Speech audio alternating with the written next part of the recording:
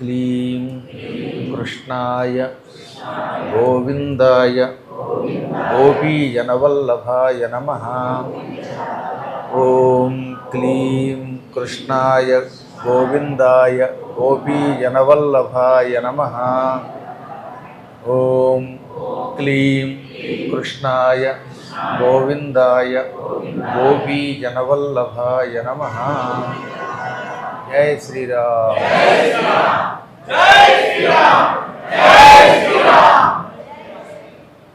పూర్వం పిప్పలుడు అని పేరు కలిగిన ఒక ఆయన మహాతపస్సు చేశాడని చెప్పాం. ఆ తపస్సునకు మెచ్చుకొని దేవతలంతా వరాలు ఇచ్చారు. బ్రహ్మతో పాటుగా ఏ లోకానికి ఎక్కడికైనా వెళ్ళగలిగాడు, విద్యాధరుడయ్యాడు ఆయన.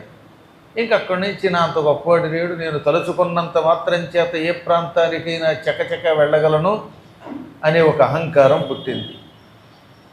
ఎంతటి వాడైనా అహంత అయ్యాడా వాడి బతుకంతా కూడా వ్యర్థమైపోతుంది.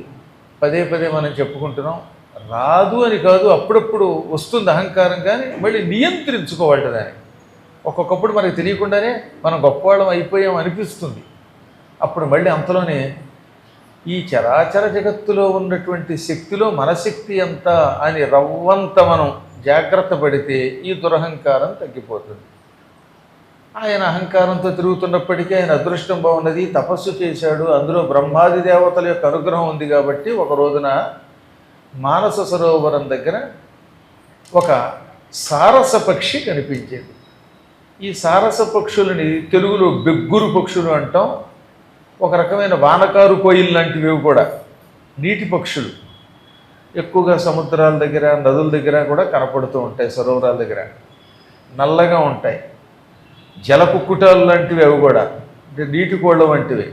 అటువంటి ఒక సారస పక్షి, ఏముందిరా నీ దగ్గర బోడి శక్తి, నీకంటే కూడా చాలా గొప్పవాడు ఒక ఆయన ఉన్నాడు, సుకర్ముడు అని ఉన్నాడు, కుండలుడి యొక్క కుమారుడు అనగానే ఈయన తెల్లబోయాడు.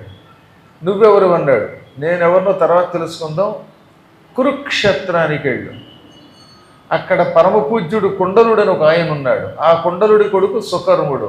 ఆయన దగ్గర ఉన్న శక్తుల ముందు నీ శక్తి అంతా ఆయన దగ్గరికి వెళ్ళి జ్ఞానం పొందు అని ఈయనేదో అడగబోతుంటే ఈ సారస పక్షి అదృశ్యమైపోయింది. అప్పుడు ఈయన, అంతవరకు నేనేదో గొప్పవాడిని, ఎక్కడికైనా వెళ్ళగలను, నన్ను మించిన వాడు లేరు అనుకున్న వ్యక్తిని ఇలా అయిపోయానేమిటని బాధపడి, నాకంటే గొప్పవాడైన ఆ కుండల పుత్రుడు సుకర్ముడు ఎవడు, వాడి దగ్గర ఉన్న మహిమ ఏమిటి, ఇదేదో తేల్చుకుందాం, అమీతుమీ తేల్చుకుందాం అనుకుని బయలుదేరాడు. ఒక పక్షే నువ్వు వాడి ముందు ఎదుగు పరికిరాని నిరక్షర కుక్షివి అంటే అవతలాడు అసలు నిజంగా గొప్పవాడు అయ్యి ఉంటాడు కదా అని ఒక ఊహ వచ్చింది. విమానం ఎక్కాడు, కురుక్షేత్రం చేరాడు. అది ధర్మక్షేత్రం, దివ్యక్షేత్రం.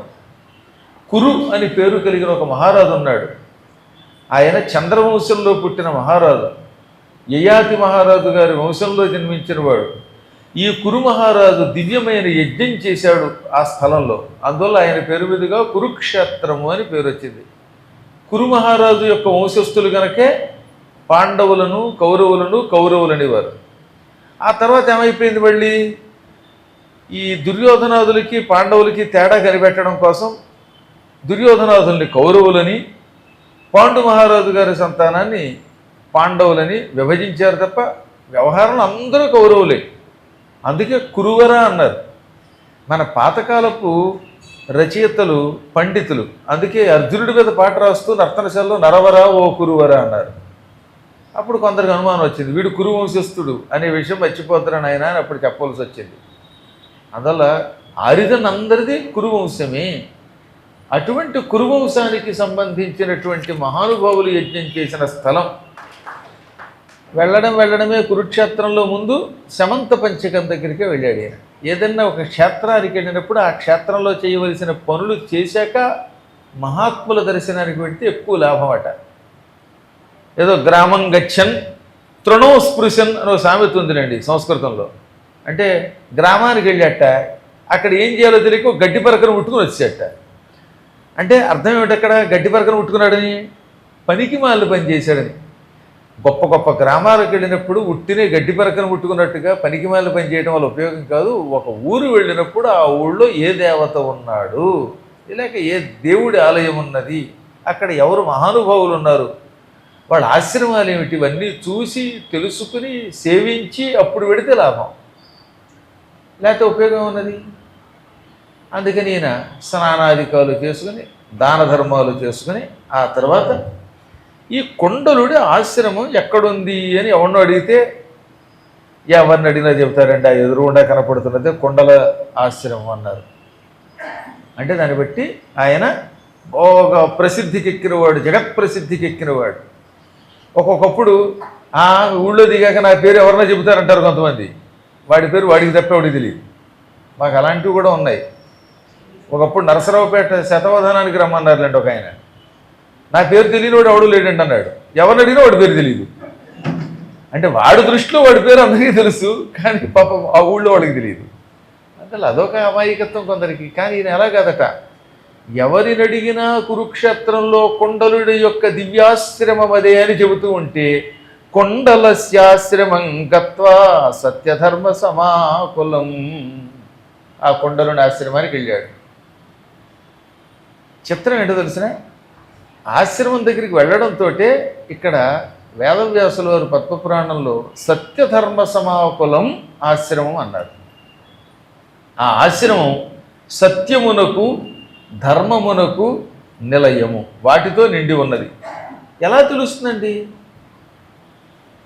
ఒక విద్యాధరుడు ఆశ్రమానికి వెళ్ళాడు, వెళ్ళగానే అక్కడ సత్యం ధర్మం ఉంది అని ఎలా తెలుస్తుంది అంటే, ఆ ఆశ్రమ ప్రాంగణం దగ్గరికి రాగానే విమానం కదలకుండా ఆగిపోయింది. సత్యము ధర్మము ఉన్న చోటికి వాహనాలతో వెడితే ముందుకు వెళ్ళలేరు, వెడితే ఇబ్బందులు వస్తాయి, ఆకాశయానం పనికిరాదు. అందుకే కైలాస పర్వతంలో కేదారేశ్వరుడి ఆలయం మీద నుంచి ఒక్క విమానం కూడా ఎంతవరకు ఎగరలేదు, ఎగరాలని పరిస్థితితో కుప్పకూలిపోతాయి. ఆ ప్రాంతానికి అంత దివ్యశక్తి ఉన్నది. రావణాసురుడే వెళ్ళలేక అక్కడ ఆగిపోయి ఏడ్చాడు, గొల్లును గోలెత్తాడు. కాబట్టి ఆ ప్రాంతంలో పైన విమానాలు ఎందుకో తెలియదు కానీ టక్కర పక్కెడిపోతాడు అక్కడికి రాగానే. అందుకే నిషిద్ధ ప్రాంతం అంటారు వాటిని. అలాగే ఈ కొండల ఆశ్రమానికి వెళ్ళగానే ఈయన విమానం దూరంలోనే ఆగిపోయింది, ఇంకా కిందకి దిగి వెళ్ళాడు ఈయన. విమానం ఆ కదులంటే కదలడంలా, ఓహో ఇక్కడ ఉన్న ఆశ్రమం సత్యధర్మములకు నిలయము, అందుకే నా విమానం పైనుంచి వెళ్ళడం లేదని కనిపెట్టి దిగిపోయాడు ఆయన. ఆశ్రమం దగ్గరికి వెళ్ళగానే ఎక్కడ లేని ఆనందం కలిగింది, మానసిక శాంతి కలిగింది, సౌఖ్యం కలిగింది, శరీరము మనస్సు పులకించాయి. కొన్ని ఆశ్రమాలకు వెళ్ళినప్పుడు మన మనస్సునకు శరీరానికి ఏదో తెలియని హాయి కలుగుతుంది. కొన్ని ఆలయాలకు వెళ్ళామండి, వెళ్ళగానే ఏదో తెలియని ఆనందం కలుగుతుందంటే అక్కడ ఆలయంలో దేవశక్తి బాగా ఎక్కువగా ఉంది, అర్చకులు బాగా అర్చన చేస్తున్నారని అర్థం. కొన్ని గుళ్ళల్లో అర్చన బాగా జరిగితే అర్చకుడి ప్రభావం వల్ల దేవుడు అక్కడ కూర్చుంటాడు, అప్పుడు అక్కడికి వెళితే ఆనందం కలుగుతుంది. కొన్ని గుళ్ళల్లో ఆ నైవేద్యాలు సక్రమంగా జరగక అభిషేకాలు జరగలేదనుకోండి, దాంతో దేవుడు బాధపడతాడు, దాంతో అక్కడికి వెళితే రావలసినంత అనుభూతి రాదు. దాంతోపాటు ఆ ఆశ్రమము గుడిలో స్థాపించిన వ్యక్తిలో తపశ్శక్తి ఉంటే, దివ్యశక్తి ఉంటే అప్పుడు ఆశ్రమానికి వెళ్ళినప్పుడు కూడా మనకు ఆనందం కలుగుతుంది. మన మనస్సులకు ఆహ్లాదం కలిగిందంటే ఆ ఆశ్రమము సత్య ధర్మములతో నిండి ఉన్న ఆశ్రమం. మీరు చూస్తూనే ఉంటారు అప్పుడప్పుడు కొన్ని చోట్ల కడితే ఎంత ఆనందం కలుగుతుంది, అమ్మాయ వెళ్ళాను రా బాబు అనిపిస్తుంది. కొన్ని చోట్ల కడితే చిచ్చి ఎప్పుడు వెళ్ళిపోదాం అనిపిస్తుంది. కొంతమంది ధూర్తానందులను ఉంటారు, పెద్ద పెద్ద బోడిగుళ్ళు వేసుకుని రాగానే మొత్తం వాడికి చివరి వెంటకు తగ్గ గురిగేసి పంపేటటువంటి వాళ్ళ ఆశ్రమాలు. అక్కడికి వెడితే ఇంక ఎప్పటికీ సుఖం ఉండదు, శాంతి ఉండదు. ఓహో ఈ ఆశ్రమంలో మహానుభావులు ఉన్నారు గనక ఇక్కడికి రాగానే నాకు ప్రశాంతత కలిగింది అని దాన్ని బట్టి పిప్పలుడు ఆ ఆశ్రమమును సత్యధర్మములకు నిలయమని కనిపెట్టాడు. అది ఆశ్రమం స్థాపించింది ఎవరు? కొండలుడు. కానీ ప్రస్తుతం ఆశ్రమాన్ని నిర్వహిస్తున్నది ఆయన కొడుకు సుకర్ముడు. తండ్రి గారి ఆశ్రమం, తండ్రి గారు లేరు అక్కడ, ఆయన బదులుగా ఆయన కొడుకు నిర్వహిస్తున్నాడు. ఎప్పుడైనా అంతేగా, ఎవరో ఒకళ్ళు పెద్దలు ఒక ఆశ్రమం స్థాపిస్తారు, కొంతకాలం పోయాక వాళ్ళు వెళ్ళిపోతారు, తప్పదు, ఎవరైనా తప్పదు. ఆ తర్వాత తరం వాళ్ళు దాన్ని జాగ్రత్తగా నిర్వహించాలి. అలా ఆశ్రమాలు పరంపరాగతంగా నిర్వహింపబడితే ఆశ్రమాల్లో ఉన్న వాళ్ళకి మనకి ఆనందం కలుగుతుంది. పూర్వం ఋషులంతా గృహస్థాశ్రమంలో ఉన్నవాళ్లే. అందువల్ల ఇప్పుడు వశిష్ఠుడు ఆయన ఆశ్రమాన్ని ఆయన కొడుకు శక్తి, శక్తి యొక్క కొడుకు పరాశరుడు, పరాశరుడు కొడుకు వ్యాసుడు, వ్యాసుడి తర్వాత నుంచి ఏమైందంటే ఇంకెవరూ నిర్వహణ చేయలేకపోయారు. శుకుడికి వైరాగ్యం ఎక్కువ గనక అన్నీ వదిలి వెళ్ళిపోయాడు. అందువల్ల వ్యాసాశ్రమం ఏమైపోయింది, తర్వాత మళ్ళీ ఆయన శిష్యుల్లో ఒకడైన పైలుడు సేకరించాడు. ఆ పైలుడి తర్వాత ఆయన అధీనంలోకి వెళ్ళింది. కాబట్టి ఆశ్రమాలు కట్టడం కాదు, నెక్స్ట్ జనరేషన్ని తయారు చేయాలి. ఒక వారసుడు తయారవ్వాలి. ఆ వారసులు అన్నిటి మీద ఆసక్తి కలిగి ధర్మ కార్యక్రమాలు నిర్వహించాలి, తమంత తాము నిర్వహించాలి. ఎప్పుడు చూసినా పై గదిలోంచి కింద గదిలోకి వెళ్ళి ఢీం ఢీం అని వ్యాయామం చేయడమే కాకుండా భవిష్యత్తులో ఆశ్రమాలను నిర్వహించాలి. అలా నిర్వహిస్తే ఆశ్రమాలు శక్తివంతమైనవి అవుతాయి. సుకర్ముడు చాలా గొప్పవాడు. అందువల్ల ఆయనని చూడడంతో ఈయనకి ఆనందం కలిగింది. ఇక్కడుంది టెక్నిక్. సమయానికి ఆ సమయంలో కుండలుడు ఆశ్రమంలో లేడు, ఎక్కడో బయటికి వెళ్ళాడు. ఆయన భార్య లేదు, కానీ కొడుకు ఉన్నాడు ఇంట్లో. అసలు ఈయన వెళ్ళింది ఎవరి కోసం? ఆ సుకర్ముడి కోసమే. బెగ్గురు పక్షేమన్నది సుకర్ముడి దగ్గరికి వెళ్ళి వివరాలు తెలుసుకో, ఆయన గొప్పవాడు అన్నది. ఆ సుకర్ముడి గురించి వ్యాసుడు ఏమంటున్నాడు? పితృమాతృపరాయణం, తల్లిదండ్రులను భక్తితో సేవించువాడు. మాట వరసకి కూడా తండ్రిలో లోపం ఎంచకుండా, తల్లిలో లోపం ఎంచకుండా, సర్వకాల సర్వావస్థలలో తల్లిదండ్రులను పూజించేటటువంటి సంతానాన్ని పితృమాతృపరాయణులు అంటారు. నేను అన్నమాట కాదు, వేదవ్యాసుల వారు 62వ సర్గలో స్టార్టింగ్లోనే మొదటి శ్లోకంలోనే చెప్పాడు పితృమాతృపరాయణం అని. ఈ మాటకి చాలా లోతైన అర్థం ఉన్నది. ఒక్కొక్క తల్లిదండ్రులు ఉంటారు, వాళ్ళు సరిగ్గా పిల్లలకి తిండి పెట్టరు, ఏడిపిస్తారు, వాళ్ళకి పెద్దగా చదువు రాదు, ఇంకేదో ఉంటుంది. ఎన్ని ఉన్నప్పటికీ మా నాన్న నాకు ఈ శరీరం ఇచ్చాడు కదా, మా అమ్మ ఈ శరీరం ఇచ్చింది కదా, ఆస్తి ఇవ్వకపోతేనేం అని ఆ తల్లిదండ్రులు గౌరవిస్తారట. ఒక్క తల్లిదండ్రులు నాస్తికులైతే మాత్రమే తల్లిదండ్రులు విడిచిపెట్టాలి. తల్లిదండ్రులు విష్ణు పరాంగుఖులైతే వాడు ఎంత గొప్ప తండ్రి అయినా ఎంత గొప్ప తల్లి అయినా విడిచిపెట్టాలి. అందుకే ప్రహ్లాదుడు వాళ్ళని విడిచిపెట్టాడు. అలాగని విడిచిపెట్టాడు కదా అని ద్వేషించలేదు. చూడండి, వెళ్ళి జన్మనిచ్చిన తల్లిదండ్రులుగా మిమ్మల్ని పూజిస్తాను, కానీ నా విష్ణు భక్తి విడిచిపెట్టనన్నాడు ఆయన. తల్లిదండ్రులు గౌరవించాడు, తన మార్గం విడిచిపెట్టలేదు. అలా కాకుండా తల్లిదండ్రులు ఏదో నాస్తికులు కాదు, అలాగని గొప్ప పండితులు కాదు, వీడికి ఏం పెద్దగా డబ్బు ఇవ్వలేదు, అయినప్పటికీ మా అమ్మా నాన్న నాకేమి ఇవ్వాలి, శరీరం ఇచ్చారు, ఈ బుద్ధిని ఇచ్చారు, ఈ జన్మలో నేను చేయవలసిన పనులు సూచించారు, చాలు అనుకుని తల్లిదండ్రులు గౌరవించేటటువంటి లక్షణం కలిగిన వాళ్ళని పితృమాతృపరాయణులు అంటారు. శ్రవణ కుమారుడు అటువంటి వాడు రామాయణంలో. మహాభారతంలో అరణ్య పర్వంలో ధర్మవ్యాధుడు అని ఒకడున్నాడే, ఆ ధర్మవ్యాధుడు అటువంటి వాడు. అటువంటి వాళ్ళు ఎప్పుడూ గొప్పవాళ్ళే. ఆ మహాత్ముడిని చూడటంతో వెళ్ళాడు ఈయన, భక్తితో నమస్కరించాడు. ఈ కుర్రవాడిలో సుకర్ముడు పెద్ద వయస్సు కలిగిన వాడు, ఇంకా ఇంత చేసో 20 ఏళ్ల లోపు ఉన్నవాడే, అయినా ఆ ముఖం ధగ ధగ ధగ వెలిగిపోతోంది. ముఖం చూస్తేనే ఈతడు పండితుడు ప్రాజ్ఞుడు అని అర్థమైపోతోంది. అందుకే ఇంతటి విద్యాధరుడు, తపశ్శాలి, విమానముతో ఎక్కడికైనా వెళ్ళగలిగే శక్తి కలిగిన వాడు కూడా సాష్టాంగ దండ ప్రణామం చేశాడు. బాలుడయ్యును పూజ్యుడు బ్రాహ్మణుడు అని మహాభారతంలో సభాపర్వంలో నన్నయ్య గారు ఒక అద్భుతమైనటువంటి పద్యం రాయించారు. ఈ పద్యం సహదేవుడు అంటాడు పైగా ఎవరితో? శిశుపాలుడితో. ఒరే పిచ్చాడా, ఇంత పిల్లాడైనా మహాత్ముడైతే వాడికి నమస్కారం చెయ్యాలి అని. అందుకే కృష్ణుడికి వయస్సుతో సంబంధం లేకుండా పూజ చేశారు. అక్కడ జ్ఞానులకి వయస్సు ఏమిటండి? ఆయనకంటే నువ్వు పెద్దవాడివేనా? ఆయన జ్ఞాని అయితే, గురువు అయితే నమస్కారం చేయవలసింది. కొంతమంది అప్పుడప్పుడు ఏమండి మీరు నాకంటే వయస్సులో చిన్నవారు, మీకు దండం పెట్టకూడదు అంటారు. ఎందుకు ఈ వయస్సులో గొప్పవాళ్ళు అయితే మనకంటే వయసులో ఉన్నవాళ్ళు కొండలు లేవా, బండరాళ్ళు ఉన్నాయి, లక్షల సంవత్సరాలుగా జీవిస్తున్నాయి. చేపలు కొన్ని ఉన్నాయి, 1,000,000 సంవత్సరాలు వయసున్నవి. కొన్ని తాబేళ్లు ఉంటాయి మనకంటే పెద్దవి. ఏండ్లు మీరినంతనే పెద్ద యౌనకో జ్ఞానమున్న పెద్ద యౌను గాని తాడి చెట్టు పెరిగి తారలందా కదా వినుతశీల సత్వ వినుర పద్మ అని ఒక ఆయన పద్మాకర్ అని ఆయన చిన్నప్పుడు రాసిన పద్యం ఇది 86లో. కాబట్టి ఏండ్లు మీరినంత మాత్రం చేతే కాదట, జ్ఞానవృద్ధుడు, ప్రజ్ఞావృద్ధుడు, ఆ తర్వాత వాడు గురువైతే గురువృద్ధుడు, ఇవన్నీ అయ్యాక అప్పుడు ఆఖరణ వయోవృద్ధుడు అన్నారు. ఒక ఆయన బాగా పెద్దవాడు 90 ఏళ్ళు, ఇంకొక ఆయన కుర్రాడు బాగా చదువుకున్నవాడు, ఇంకొక ఆయన పండితుడు, ముగ్గురు కనబడ్డారు. అందులో ముందు జ్ఞానవృద్ధుడికి, ఆ తర్వాత కర్మవృద్ధుడికి, ఆ తర్వాత వయోవృద్ధుడికి నమస్కారం చెయ్యాలి. అంటే వయోవృద్ధుడికి కూడా నమస్కరించాలి, కానీ అగ్రస్థానం జ్ఞానమున్నదు, జ్ఞానం ఉన్నవాడికే నమస్కారం చెయ్యాలి. అలాంటి వాళ్ళకి పెద్దవాళ్ళు కూడా అందుకే సాష్టాంగ దండ ప్రణామం చేస్తుంటారు. గురువులకి వయస్సు ఏమిటి? శుకుడు ఎంతున్నాడు, వశిష్ఠాదులు ఎంతున్నారు, వాళ్ళు కూడా ఆయనకి నమస్కారం చేశారా లేదా? మహాభారతంలో చూసాం, భాగవతంలో పరీక్ష నరేంద్రుడి కథలో శుకుడికి ఎంత పెద్ద గొప్ప గొప్ప వాళ్ళు నమస్కరించారో తెలుసుకోవాలి. అక్కడ వయస్సు, బంధుత్వం వీటితో సంబంధం లేదు. అందుకే నమస్కరించి, మహానుభావ నీ దర్శనం నా మనస్సునకు ఆహ్లాదం కలిగిస్తోందంటే ఆయన టక్కులు లేచేటండోయ్. ఆయన సంస్కారం అయింది. వెంటనే లేచి నాన్నగారు అన్నాడు.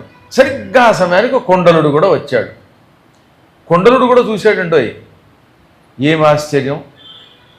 పిప్పలుడనే ఒకానొక విద్యాధరుడు, దివ్య విమానంలో సకల లోకాలు తిరిగేటటువంటి మహాత్ముడు, దేవతల అనుగ్రహం పొందినవాడు మా ఆశ్రమంలో, మానవులమైన మా ఆశ్రమంలో అడుగు పెట్టడమా, మా దర్శనానికి రావడమా అన్నాడు కొండలుడు. మళ్ళీ అది వ్యంగ్యంగా అనడం కాదండో, ఇది చెప్పడం కాదు, మనస్ఫూర్తిగా అన్నాడు. అంటే బయటికి వెళ్ళిన ఆయన తండ్రి గారు కూడా వచ్చారన్నమాట.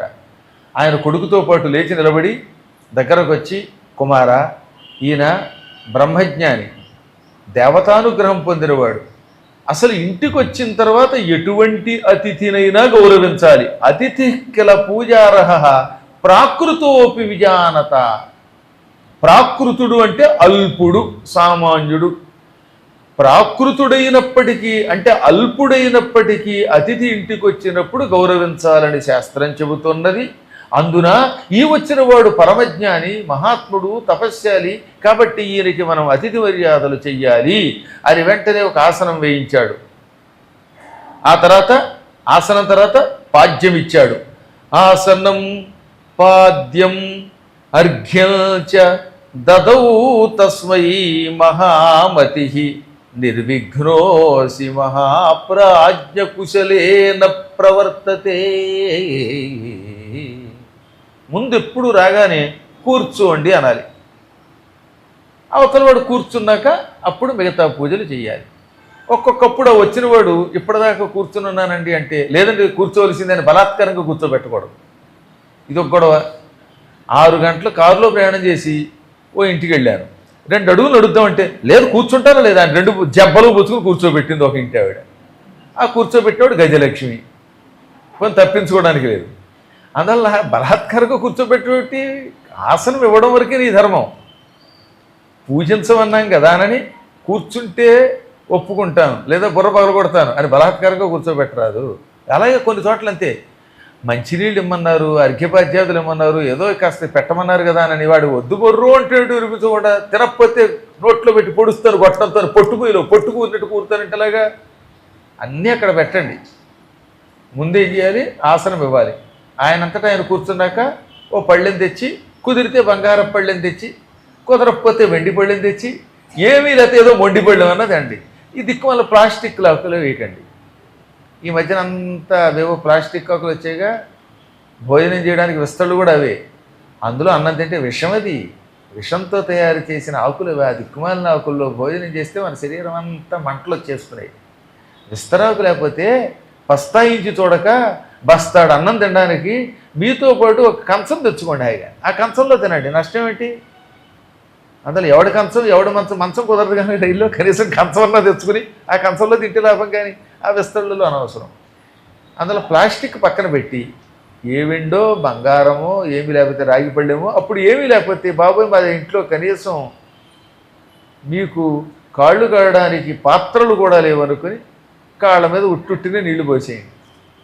ముందు కాళ్ళు కడగాలి, అది పాద్యము. పాదములు కడగడానికి ఉపయోగించే నీరు పాద్యం.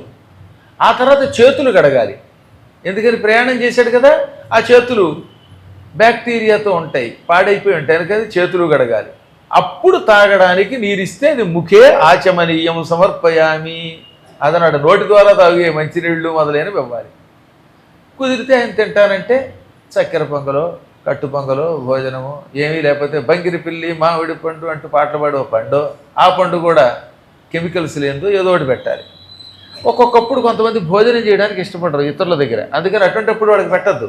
వాడు తిన్నంటే తింటావా లేదా, నేను నీకోసం కష్టపడి బెల్లం తెచ్చాను, నేను నీకోసం అల్లం తెచ్చాను చేశాను, తినకపోతే చంపేస్తాను అనకూడదు. ఆయన నియమం అయింది, తింటే పెట్టండి లేకపోతే అట్టే పెట్టండి. అందులో ఈ మధ్యన ఈ సమస్యలు కూడా వస్తున్నాయి నాకు. ఇంకా నయ్యమండి బాబు, ఓ వెర్రి భక్తుడు ఉన్నాడు, నేను కన్నప్ప లాంటి వాడిని, మీరు శివుడు లాంటి వాడు, నేను ఏదైనా పెడితే తినకపోతే మీకు నాకు ఇంకా ఏముంటుంది బంధం అన్నాడు. నాకు తల ప్రాణం తోకలేదు కనుక కాళ్ళకు వచ్చింది. సరేరా నాయన, నువ్వు భక్త కన్నప్పే, నేను శివుడిని కాదు, అయినా సరే నువ్వు ఏం పెడతావు అన్నాను. అంతే, నేను చెప్పింది వింటారా లేదా అన్నాడు. వినకపోతే తంతాడు, వాడు భక్తుడు పైగా. ఇంతకీ చిట్ట చివరి చెప్పొచ్చేది ఏంటంటే వాడు కన్నప్పట పంది మాంసం తెచ్చాడు, నువ్వు తింటావా లేదా. అప్పుడు నాకు ఇందులో తప్పించుకోవడానికి ఆలోచన వచ్చింది, ఒరే భక్త కన్నప్ప పంది మాంసం పెట్టడం కన్ను పీకి ఇచ్చాడు, నీ కన్ను పీకి ఇస్తే అప్పుడు పంది తింటాను రాను, దెబ్బకు పారిపోయాడు, మళ్ళీ కనపడేది. కాబట్టి కన్నప్పతో నువ్వెలా పోల్చుకుంటావు నిన్ను, ఆయన పందిని పెడతాడు, నందిని పెడతాడు, అవసరమైతే కళ్ళు పీకి శివుడి కోసం ఇవ్వగలడు. ఇప్పుడు మనవాళ్ళు అలా ఇవ్వరు, అలా ఇవ్వలేనటువంటి వాళ్ళు ఆ రకంగా పెట్టకూడదు. సరే, ఏదైనా అవకాశం ఉన్నంత వరకు తింటే పెట్టండి, లేకపోతే తోచింది ఇచ్చి వదిలేయండి. ఇవన్నీ గౌరవ మర్యాదలు. ఇవన్నీ అయ్యాక అప్పుడు కుశల ప్రశ్నలు వేశాడు. ఆరోగ్యంగా ఉన్నారా, మీ పూజలు బాగా సాగుతున్నాయా, మీ తీర్థయాత్రలు సాగుతున్నాయా అని ప్రశ్నించి ఏం పని మీద వచ్చారని అడిగితే అప్పుడు ఆయన చెప్పడం మొదలుపెట్టాడు. నాయన, నేను కైలాస పర్వతంలో ఉన్న మానస సరోవరానికి వెళ్ళాను, అక్కడ ఒక బెగ్గురు పక్షి నాలో ఉన్న అహంకారాన్ని తొలగిస్తూ నీ దగ్గరికి వెళ్ళమన్నది, అందుకని నీ దగ్గరకు వచ్చాను. ఇంతకీ ఎవరు ఆ బెగ్గురు పక్షి, ఆ జలపక్షి, సారసమని ఆ పక్షి నన్ను నీ దగ్గరికి ఎందుకు పంపిందని అడిగితే అప్పుడు ఆయన చెప్పాడు, వాడు ఎవడో అనుకుంటున్నావా, సాక్షాత్తు బ్రహ్మదేవుడు. బ్రహ్మదేవుడికి నీవంటే అభిమానం, నీకు వరాలు ఇచ్చాడు. వరాలు ఇచ్చిన తర్వాత ఈ వరముల వల్ల నీకు కండకావరం రావడం వల్ల, అహంకారం రావడం వల్ల నీ అహంకారం తొలగించడానికి ఏమన్నాడు అనమాట, నాయన ఫలానా చోటకి వెళ్ళు, ఆ వ్యక్తి దగ్గర ధర్మజ్ఞానములు తెలుసుకో అన్నాడు. మనలో ఎప్పుడైనా అహంకారం పెరిగితే ఆ అహంకారంతో పాటుగా ఒకప్పుడు ఉపాసన ఉంటే అప్పుడు భగవంతుడు ఈ గర్వం తొలగించడానికి దర్శనం ఇస్తాడు. ఇక్కడ మళ్ళీ గుర్తుపెట్టుకోవాల్సింది ఏమిటి, మన దగ్గర ఉపాసనా బలం ఉన్నది, దేవతల్ని పూజించాం, దేవతలకి దానివల్ల మన మీద అభిమానం ఏర్పడుతుంది. అలా దేవతల అనుగ్రహం పొందిన వాడిలో లోపం ఉంటే ఈ లోపాన్ని సరిచేయటానికి దేవతలు వస్తారు. దేవత అనుగ్రహం లేకుండా కేవలం అహంకారం ఉందనుకోండి, సర్వనాశనం అయిపోతాడు, పతనం అయిపోతాడు. కాబట్టి అహంకారం ఎవరిలో ఉంటే శోభిల్లుతుంది, మహాత్ములలో ఉంటే శోభిల్లుతుంది. మహాత్ముల దగ్గర అహంకారం ఉన్నప్పటికీ వాళ్ళు అందులోంచి బయటపడగలరు, దేవతానుగ్రహం వల్ల బాగుపడతారు. పాపిష్టి వాడి దగ్గర, శక్తి లేనటువంటి వాడి దగ్గర అహంకారం వస్తే వాడు నాశనం అయిపోతాడు. ఇంద్రుడు, చంద్రుడు వీళ్ళు కూడా కొన్ని తప్పులు చేశారు, కానీ శక్తి ఉండడం వల్ల ఏమైంది, ఆ తప్పులు వాళ్ళకి ఏమి చేయలేకపోయాయి, వాడు గొప్పవాడు అయ్యారు. అగ్నిహోత్రుడు కూడా సప్త ఋషుల భార్యల మీద వ్యామోహం పొందాడు, కానీ అగ్ని అవ్వడం వల్ల, శక్తివంతుడు అవడం వల్ల టక్కన అందులోంచి బయటికి రాగలిగాడు. శక్తి లేనివాడు అటువంటి పాపం చేస్తే వాడు నరకం పాలవుతాడు. కాబట్టి వాడితో మనం పోల్చుకోకూడదు, వాడు మహాత్ముడు. అందువల్ల నాయన, నీవు మహాత్ముడవు గనక అజుడు ఆ రకంగా నీ దగ్గరకు వచ్చాడు, అదుడు సారసముగ అరుదెల్చిన కడకనిపె నిన్ను గర్వమడపదలచీ ఎరుగదగినదేదో ఎరిగిల్తునాపై నీ మహత్వమెంతో నీకి తెలియా. బ్రహ్మంతటి వాడు పక్షి రూపంలో నీకు సందేశం ఇచ్చి నిన్ను నా దగ్గరికి పంపాడు. ఇప్పుడు నువ్వు వచ్చావు, కోరుకో, నీకేం కావాలో నీ మనస్సులో ఉన్న సందేహాలు వెలిబుచ్చు, నేను తీరుస్తాను. మా నాన్నగారు ఉన్నప్పటికీ బ్రహ్మగారి ఆజ్ఞ గనక మా నాన్నగారు కాకుండా నేనే ధర్మ సందేహాలు తీర్చవలసి వస్తుందని కూడా అన్నాడు. మళ్ళీ ఎందుకని, అక్కడ తండ్రి ఉన్నాడు కొండలుడు. కొండలుడు గొప్పవాడు కాబట్టే కొడుకు అంత గొప్పవాడు అయ్యాడు. తండ్రి ఉండగా నేను సందేహాలు తీర్చడం ఏమిటి అనడానికి లేదు. అక్కడ సింహాసనం ప్రస్తుతం కొడుకుదే. కొడుకు దగ్గరే ధర్మ సందేహాలు తీర్చుకో అని బ్రహ్మ పంపాడు గనక. ఒక ఆయన ఉన్నాడండి, మహానుభావుడు, పండితుడు, 8 భాషల్లో పండితుడు. కానీ ఆయన కొడుకు ఆయన కళ్ళ ముందు అవధానం చేయడం ఆయనకి ఆనందమే కదా, అవునా? కాబట్టి మా నాన్నగారు కూడా సంతోషిస్తారు అనగానే ఇప్పుడు ఆయన చెప్పాడు, నేను అహంకారం అసలు ఎందుకు పొందాను, నాకంటే నీ దగ్గర ఉన్న శక్తి ఏమిటి, ఏ శక్తి వల్ల బ్రహ్మంతటి వాడు నిన్ను మహాత్ముడిగా గుర్తించి నీ దగ్గర ధర్మ సందేహాలు తీర్చుకోమని నన్ను పంపాడు అనగా, అయితే చెబుతున్నాను విను. ఈ ప్రపంచంలో సర్వకాల సర్వావస్థలలో ఈ ప్రపంచాన్ని నడిపే ఒక శక్తి ఉన్నది. ఈ చరాచర జగత్తంతా ఒకానొక దివ్య శక్తి వల్ల పుట్టింది, పెరిగింది, నశిస్తున్నది. ఆ శక్తిని చిచ్చక్తి అంటారు. చిత్తు అనగా చైతన్యము, చైతన్యవంతమైన ఒక శక్తి ఉన్నది. ఆ శక్తియే బ్రహ్మ విష్ణు మహేశ్వరుడుగా మారుతుంది. ఆ శక్తియే అమ్మవారిగా దర్శనమిస్తుంది. ఆ శక్తియే సృష్టి చేస్తుంది. చేసిన సృష్టిని ఏం చేస్తుంది, వెళ్ళి పోషిస్తుంది. పోషించిన ఈ సృష్టిని వెళ్ళి సంహరిస్తుంది. సంహరించిన ఈ జీవుల్ని తన లోకానికి పైకి తీసుకుపోతుంది. అక్కడికి వచ్చిన వాళ్ళని అనుగ్రహిస్తుంది. ఈ రకంగా 5 పనులు చేస్తుంది ఆ శక్తి. అందుకే ఆ శక్తులను ఏమంటారు, ఆ శక్తి చేసే పనులను పంచకృత్యములు అంటారు. మనం అనుకున్నట్టుగా సృష్టి స్థితులు అయ్యాలే కాదండోయ్, ఆ 3 కంటే అత్యధికంగా ఇంకా 2 పనులు ఉన్నాయి. ఆ పనులను మర్చిపోతే అలాగా. కాకపోతే ఉపనిషత్తులు చదువుకున్న వాళ్ళకి, లలితా సహస్రనామం చదువుకున్న వాళ్ళకి అయితే పంచకృత్యాలు తెలుస్తాయి. మొత్తం భగవంతుడు చేసే పనులు 5. అందులో ఒకటి ఏమిటనమాట, ముందు పుట్టించుట, రెండవ పని పోషించుట, మూడవ పని సంహరించుట, నాలుగవ పని తిరిగి వెనక్కి తీసుకొని పోవుట, దానికి తిరోధానము అని పేరు. 5వ పని జన్మ లేకుండా వాడిని అనుగ్రహించుట. ఇవి 5 పనులు. అమ్మవారు ఈ చేతనాశక్తి చిచ్చక్తి ముందు బ్రహ్మరూపం ధరించింది. బ్రహ్మరూపంలో ఏం చేస్తుంది, ఇలాంటి ప్రాణులందరినీ పుట్టిస్తోంది. ఇలా పుట్టించడాన్ని ఏమంటారు, సృష్టి చేయుట. అందుకే లలితా సహస్రనామంలో ఏమనుంటుంది, సృష్టికర్త్రి బ్రహ్మరూప, అమ్మవారు సృష్టి చేస్తున్నది. అప్పుడు ఏ రూపంలో ఉంటుంది ఆవిడ, బ్రహ్మరూపంలో ఉంది. మీరు లలితా సహస్రనామాలు చదివారు కదా, సృష్టికర్త్రి బ్రహ్మరూప గోప్త్రి గోవిందరూపిణి సంహారిణి రుద్రరూప తిరోధానకరీశ్వరి సదాశివానుగ్రహద పంచకృత్య పరాయణ. సృష్టి చేస్తున్నప్పుడు బ్రహ్మరూపంలో ఉన్నది. గోప్త్రి అంటే తిండి పెట్టి పోషిస్తున్నది. అప్పుడు ఎలా ఉంది, తిండి పెట్టి పోషిస్తున్నప్పుడు గోవిందరూపిణి, గోవిందుడి రూపంలో విష్ణువు రూపంలో ఉన్నది. ఆ తరువాత ఏం చేస్తుంది, సంహారిణి చంపుతున్నది. సంహరిస్తున్నప్పుడు రుద్రరూప, రుద్రుడి రూపంలో ఉన్నది. తిరోధానకరి అంటే వెనక్కి తీసుకుపోతున్నది. మనందరం ఎక్కడి నుంచి వచ్చామో అక్కడికి తిరిగి వెళ్ళడాన్ని తిరోధానము అంటారు. ఇప్పుడు మీరు మీ ఇంటి దగ్గర నుంచి గుడికి వచ్చారండి, ఈ గుడిలో ఉపన్యాసం అయ్యాక మళ్ళీ మీ ఇంటికి వెళ్ళాల్సిందే. ఉప్పల్ నుంచి వచ్చిన వాళ్ళు ఉప్పల్, నాగోల్, ఎల్బీ నగర్, మేడ్చల్, హల్చల్, ఇంకేదో చల్ ఇలా ఆయా ప్రాంతాల నుంచి ఇంటికి వెళ్ళాల్సిందే. నేను ఇక్కడే ఉంటానంటే కుదరదు, కమిటీ వాళ్ళు మెడబట్టుకు గంటేస్తారు. ఒకవేళ వాళ్ళు ఉండమన్నా తినడానికి తిండి ఉండదు. అందువల్ల ఎక్కడి నుంచి వచ్చామో అక్కడికి వెనక్కి వెళ్ళాలి. అలా వెనక్కి వెళ్ళడాన్ని తిరోధానము అంటారు. తిరోధానకరి వెనక్కి తీసుకుపోతున్నది. అప్పుడు ఆవిడ పేరు ఈశ్వరి, తిరోధానకరి ఈశ్వరి, ఈశ్వరి రూపంలో ఉన్నది. ఇప్పుడు ఎన్ని పనులు అయ్యాయి, అక్కడికి 4 అయ్యాయి, అవునా? పుట్టడం, పోషింపబడ్డం, చావడం, వెనక్కి వెళ్ళడం. మళ్ళీ ఆ వెనక్కి వెళ్ళినవాడు మళ్ళీ పుడుతున్నాడు, మళ్ళీ పోషింపబడుతున్నాడు, మళ్ళీ చూస్తున్నాడు, మళ్ళీ వెనక్కి వెళుతున్నాడు, మళ్ళీ పుడుతున్నాడు. ఇలా ఎంతకాలం అండి? ఈ పుట్టడం, పెరగడం, చావడం, వెనక్కి వెళ్ళడం, వీటితో విసిగెత్తిపోయిన వాళ్ళు భగవంతుడిని భక్తితో ఉపాసన చేస్తారు. అప్పుడు అమ్మవారికి జాలి కలిగి, ఒరే ఈ చక్రం ఇక నీకు అంతం చేస్తున్నానరా, ఈ తిరగడం, పైకి రావడం, పోవడం వద్దులే, ఇక నా దగ్గరే ఉండు, ఇక నీకు కైవల్యం ఇస్తున్నాను, వెనక్కి వెళ్ళవలసిన అవసరం లేదు, పునర్జన్మ ఎత్తవలసిన అవసరం లేదు అని అమ్మవారు ఏం చేస్తున్నమాట, తన దగ్గర అట్టే పెట్టుకుంటోంది. దానికి అనుగ్రహం అని పేరు. అనుగ్రహించిందంటే ఇంక వెనక్కి రావలసిన అవసరం లేదు. అప్పుడు ఆవిడ ఏ రూపంలో ఉంటుందిట?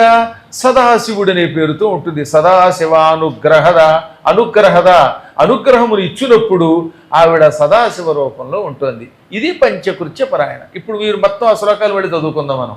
సృష్టికర్త్రి, బ్రహ్మరూప, గోప్త్రి, గోవింద రూపిణి, సంహారిణి, రుద్రరూప, తిరోధానకరీశ్వరి, సదాశివానుగ్రహద, పంచకృత్య పరాయణ. ఇది కంఠస్థం చేసి చదువుతున్న వాళ్ళు ఎంతమంది ఉన్నారు? వీరు ఈ లలితా సహస్రనామాలు చేయొత్తండి ఒకసారి. ఎంతమంది లలితా సహస్రనామం కంఠస్థం చేసి ఈ నామాలు రోజు చదువుతున్నారంటే వీరు ఎంత అదృష్టవంతులు. అర్థం తెలిసినా తెలియకపోయినా ఇప్పుడు వివరం తెలిసింది కదా మీకు. అందుకని ఈ 5 కృత్యములు చేస్తున్నది కాబట్టి అమ్మవారు ఏం చేసిందనమాట, ఒక ఆసనం తయారు చేయించుకుంది. ఇప్పుడు నేను కూర్చోడానికి కూడా కుర్చీ వేశారా? ఇలాంటి ఒక మంచం అమ్మవారికి కూడా ఉంది. ఆ మంచం 5గురితో కూడిన మంచం. అందులో సృష్టి చేస్తున్న బ్రహ్మగారు ఒక కోడు, కుర్చీకి 4 కోళ్ళు ఉన్నాయి కదా, కోళ్ళతో పాటు ఉత్తి కోళ్ళు ఉంటే కూర్చోం కదా, కోళ్ళకి మధ్యలో ఉంటుంది ఓ బల్ల ఉంటుంది కూర్చోడానికి. ఇప్పుడు అన్ని ఫైబర్ కుర్చీలే. 4 కోళ్ళు మధ్యలో ఫైబర్ ముద్ద. అలాగే అమ్మవారికి కూడా ఒక ఆసనం ఉన్నది, 4 కోళ్ళు మధ్యలో బల్ల. అందులో మొదటి కోడు బ్రహ్మ, 2వ కోడు విష్ణువు, 3 రుద్రుడు, 4వ వాడు ఈశ్వరుడు, ఇంకా మధ్యలో బల్ల సదాశివుడు. అందుకే శివుడి మీద కూర్చున్నట్టు కనపడుతుంది చూసారా లలితాదేవి, అది సదాశివుడు అన్నమాట. సదాశివుడు వేరు, ఈశ్వరుడు వేరు, రుద్రుడు వేరు. ఎవరి పనులు చేసేవాడు దేవతలు ఒక్కొక్క రూపంలో ఉంటారు. ఈ 5 కృత్యములు చేస్తున్నానరా. అందుకని బ్రహ్మగారు సృష్టికర్త ఒక కోడు, పోషించే విష్ణు ఒక కోడు, రుద్రుడు సంహరిస్తున్న ఆయన మరొక కోడు, 4వ కోడుగా ఈశ్వరుడు, మధ్యలో కూర్చునేటటువంటి ఆ బల్ల రూపంలో సదాశివుడు ఉంటారు.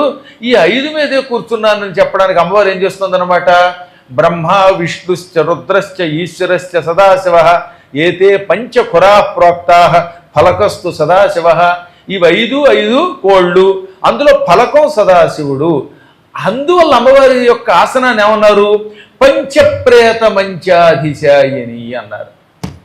పంచప్రేతములతో కూడిన మంచం మీద అధిశాయిని కూర్చున్నది. అమ్మ ఎప్పుడు కూర్చుంటోంది, పడుకుంటోంది, చెయ్యనిస్తున్నది. ఆ 5 కోళ్ళని వరసగా మీకు చెప్పానుగా, బ్రహ్మ విష్ణువు రుద్రుడు ఈశ్వరుడు సదాశివుడిని వాడిని పంచప్రేతములు అంటారు. పంచప్రేతములతో కూడిన మంచహ, దాని మీద అధిశాయిని. సంస్కృతంలో మంచహ, తెలుగులో మంచం అయ్యింది. ఈ మంచం మీద కూర్చుంటున్నది. అయితే మళ్ళీ మనకు అనుమానం రావాలి, అదేంటండి వాళ్ళంత మహానుభావులైతే వాళ్ళని ప్రేతములను ఎందుకు అన్నారు అని. ఇతః అంటే శ్రేష్ఠుడు, ప్ర ప్లస్ ఇతః గుణసంధి ప్రేత.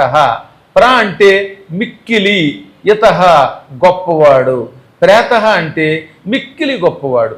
5గురు ఉన్నారు, వాళ్ళు చాలా గొప్పవాళ్ళు, వాళ్ళ మీద అమ్మ కూర్చున్నది. వాళ్ళు ఎందుకు గొప్పవాళ్ళు అంటే వాళ్ళు ఎన్ని పనులు చేస్తారో మీకు తెలిసింది కదా, వాళ్ళు గొప్పవాళ్ళు.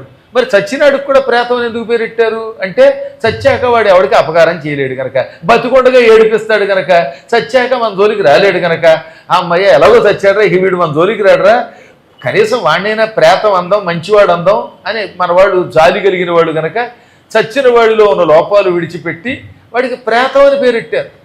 ఇంక ఈ ప్రేతం అంటే చాలా అందరూ వణికిపోవడమే, అమ్మో భూత ప్రేత పిశాచాలట చంపేస్తాయట. అవేం చంపవు, వీడు చంపుతున్నాడు తప్ప. కాబట్టి అసలైన అర్థం ప్రేత శబ్దమునకు వాడు ఉత్తముడు. కానీ కొంతకాలానికి ఇప్పుడు ప్రేతం అంటే ఉత్తముడు అనే మాట పోయిందా లేదా.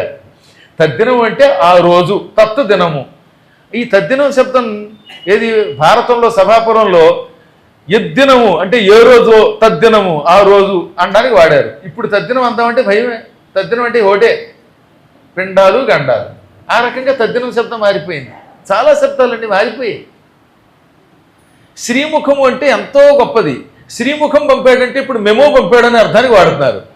కర్మగాలి మన పండితుడు రాజుగారి దగ్గర నుంచి శ్రీముఖం వచ్చాయన్నట్ట. అంటే రాజుగారు ఒక మెమో పంపాట, నువ్వు తప్పు చేసావా లేదా ఎక్స్ప్లెనేషన్ కావాలి అని ఒక రాజుగారు పంపితే సరదాగా దాన్ని తిట్టడం ఇష్టం లేక శ్రీముఖం అన్నాడు. ఇప్పుడు శ్రీముఖం అనే శబ్దం అలా వాడేశాం మనవాడు. ఇలా ఎన్ని శబ్దాలు మారిపోయాయండి, కంపు చేసి పారేశారు వాటిని. రామాంతఃపురం, రామంతపూర్, రాముడికి అంతం అయిపోయింది అది రాముడు అంతఃపురం. ఒకప్పుడు రాముడు కూడా అక్కడికి వచ్చాడు తిరుగుతూ దండకారణ్యానికి వెడుతూ ఒకప్పుడు అదంతా అడవి, ఇప్పుడు జనారణ్యం, అప్పుడు అరణ్యం, ఆ వనారణ్యం జనారణ్యం అయ్యింది. ఆ రోజుల్లో రాముడు కాసేపు అక్కడ పడుకుంటే ఆయన పేరు మీదుగా రామాంతఃపురం అన్నారు. అక్కడే దూరదర్శన్ ఉండేది. ఆ దూరదర్శన్లో పనిచేసి రిటైర్ అయిన అన్నపూర్ణ గారు ఇప్పుడే వచ్చి కూర్చున్నారు కింద. అప్పట్లో నేను దూరదర్శన్లో లైవ్ ఇస్తుంటే ఆవిడ కెమెరా కూడా పట్టుకుని రికార్డు చేసేవారు. ఒకసారి మీ మొహం చూపించండి, మిమ్మల్ని చూడగానే రామాంతపురం గుర్తుకొచ్చింది. అన్నపూర్ణ గారు ప్రస్తుతం ఆస్ట్రేలియాలో ఉంటున్నారు. కృష్ణప్రసాద్ గారు, తర్వాత నందిరాజు రవీంద్ర గారు, వీళ్ళంతా మన ఆస్ట్రేలియాలో అద్భుతంగా నిర్వహించారు గురువుగారి కార్యక్రమం. ఆస్ట్రేలియా మారుమోగిపోయేలా మంచి కార్యక్రమాలు అవధానం కూడా పెట్టించారు మెల్బోర్న్లో. అది మెల్బోర్న్ కాదు, మేల్బోర్న్. గొప్పవాడు వచ్చి అక్కడ కాలు పెట్టాడు కనుక ఆ స్థానం కొత్తగా పుట్టబడింది. మేలు కలిగించే బోరన్ ఇంగ్లీష్ పదం అనమాట, మేలు తెలుగు పదం అనం. గురువుగారు తలుచుకుంటే ఏ భాషనే కలిపేస్తారు. కాబట్టి చెప్పొచ్చేది ఏంటంటే ఇలా పదాలు కొంతకాలానికి మారిపోతున్నాయి శబ్దాలు, కానీ అసలు శబ్దాలు తెలిస్తే ఆనందం కలుగుతుంది. ఇది పక్కన పెడితే అలాంటి చైతన్య స్వరూపుడైన మహానుభావుడు పరమాత్ముడు గుణరూప కర్మములు లేనటువంటి వాడు ఈ జీవులను అనుగ్రహించడానికి 2 రూపములతో ఉంటాడు. ఒకటి అర్వాచీనము, రెండవది పరాచీనము. కాబట్టి భగవంతుని రూపం ఎన్ని రకాలుగా ఉంటుంది? అర్వాచీనము, పరాచీనము. అర్వాచీన రూపం అంటే ఈ చరాచర లోకముల రూపంలో ఉండడం. ఈ భూలోకము, భువర్లోకము మొదలైన లోకాలు, ఈ లోకంలో ఉన్న నదులు, చెట్లు, గుడులు, మానవులు, ఈ జీవులు, వీళ్ళందరి రూపంలో పరమాత్మ ఉన్నాడు. వీళ్ళతో పాటు వీళ్ళని రక్షించడానికి ఆయన ముక్కోటి దేవతలుగాను దిక్పాలకులుగాను తిరుగుతున్నాడు. ఈ రూపమును అర్వాచీనము అంటారు. కాబట్టి ఇప్పుడు మనకు కనపడుతున్న ఇంద్రాది దేవతలో, లేక తూర్పు దిక్కుకు అధిపతి అయిన ఇంద్రుడు, అలాగే ఆగ్నేయానికి అధిపతి అయిన అగ్ని, దక్షిణానికి అధిపతి అయిన యముడు, నైరుతి దిక్కుకు అధిపతి అయిన నిరుతి, పశ్చిమ దిగ్భాగానికి అధిపతి అయిన వరుణుడు, వాయువ్యాధిపతి అయిన వాయువు, ఉత్తర దిగ్భాగాధిపతి అయిన కుబేరుడు, ఈశాన్య దిక్కుకు అధిపతి అయిన ఈశానుడు, ఈ భూమికి అధిపతి అయిన భూదేవి, ఆకాశానికి అధిపతి అయిన వ్యోమదేవుడు మొదలైనటువంటి వీళ్ళందరి రూపాలు, ఈ చెట్లు, గుడులు, మానవులు మొదలైన వాళ్ళందరినీ కలిపి అర్వాచీనము అంటారు. అంటే కనబడే దేవతా రూపము. ఇది కనబడుతోంది కనుక, వీటిలో కొన్ని శబ్దాలు మనకు వినబడుతున్నాయి కనుక వీటితో కూడిన ఈ భగవద్రూపాన్ని ఏమంటాం? అర్వాచీనం. ఇది కూడా మళ్ళీ అర్వాచీనం కూడా సత్యము, అసత్యము, కల్పితము, తుచ్చము అని 4 రకాలుగా ఉంటుంది. ఇందులో కొన్ని అసత్యాలు, కొన్ని సత్యములు, కొన్నేమో తుచ్చములు, కొన్ని కల్పితాలు. సత్యం అనగా మనం నిరంతరం చేసే ధర్మములే చెట్ట చివరికి మిగులుతాయి, మనం చేసే అర్చనలే మిగులుతాయి, మనం చేసే సత్కర్మలే మిగులుతాయి. ఈ సత్కర్మాచరణ సత్యము. ఒక ఆయన దానం చేశాడు, ఆ దానం వాడు ఉన్నా లేకపోయినా వాడికి ఎప్పుడు పుణ్యం ఇస్తుండో, బతికొండగా చేసిన దానం చచ్చాక కూడా ఉపయోగపడుతుంది. చెడని పదార్థములు దాన సేవా నిరతులు అన్నారు.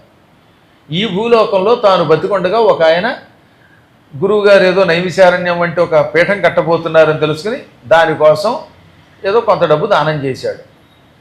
ఆ తర్వాత 100 ఏళ్ళు నిండాక ఆయన వెళ్ళిపోతాడు కదా. ఆయన వెళ్ళిపోయినా సరిగ్గా ముందు యమధర్మరాజు గారి దగ్గరికి తీసుకెడతారు. యముడు అడుగుతాడనమాట, ఈయన ఏమన్నా దానం చేశాడా? వెంటనే చిత్రగుప్తుడు రాస్తాడు, రాశాడండో, ఈయన దానం చేశాడండో. 18వ తారీఖు ఉదయం గురువుగారి ఇంటికి వెళ్ళి చెక్కు రూపంలో సంతకం పెట్టి, మళ్ళీ ఆ చెక్కులో కొంచెం తడబడుతున్నప్పుడు ఒక చెక్కు ఇంకో చెక్కు కూడా రాసి దానం చేశాడండి అనగానే, ఇంత దానం చేసిన పుణ్యాత్ముడు మన దగ్గరికి వచ్చాడా అని వెంటనే యమధర్మరాజు గారు, నాయన నీకెంతో రుణపడి ఉన్నాం, భూలోకంలో ఒక ధర్మ కార్యక్రమానికి నువ్వు దానం చేశావా, ఇక నీకు తిరుగులేదు, నిన్ను నేను గౌరవిస్తున్నాను. ఎవరక్కడ?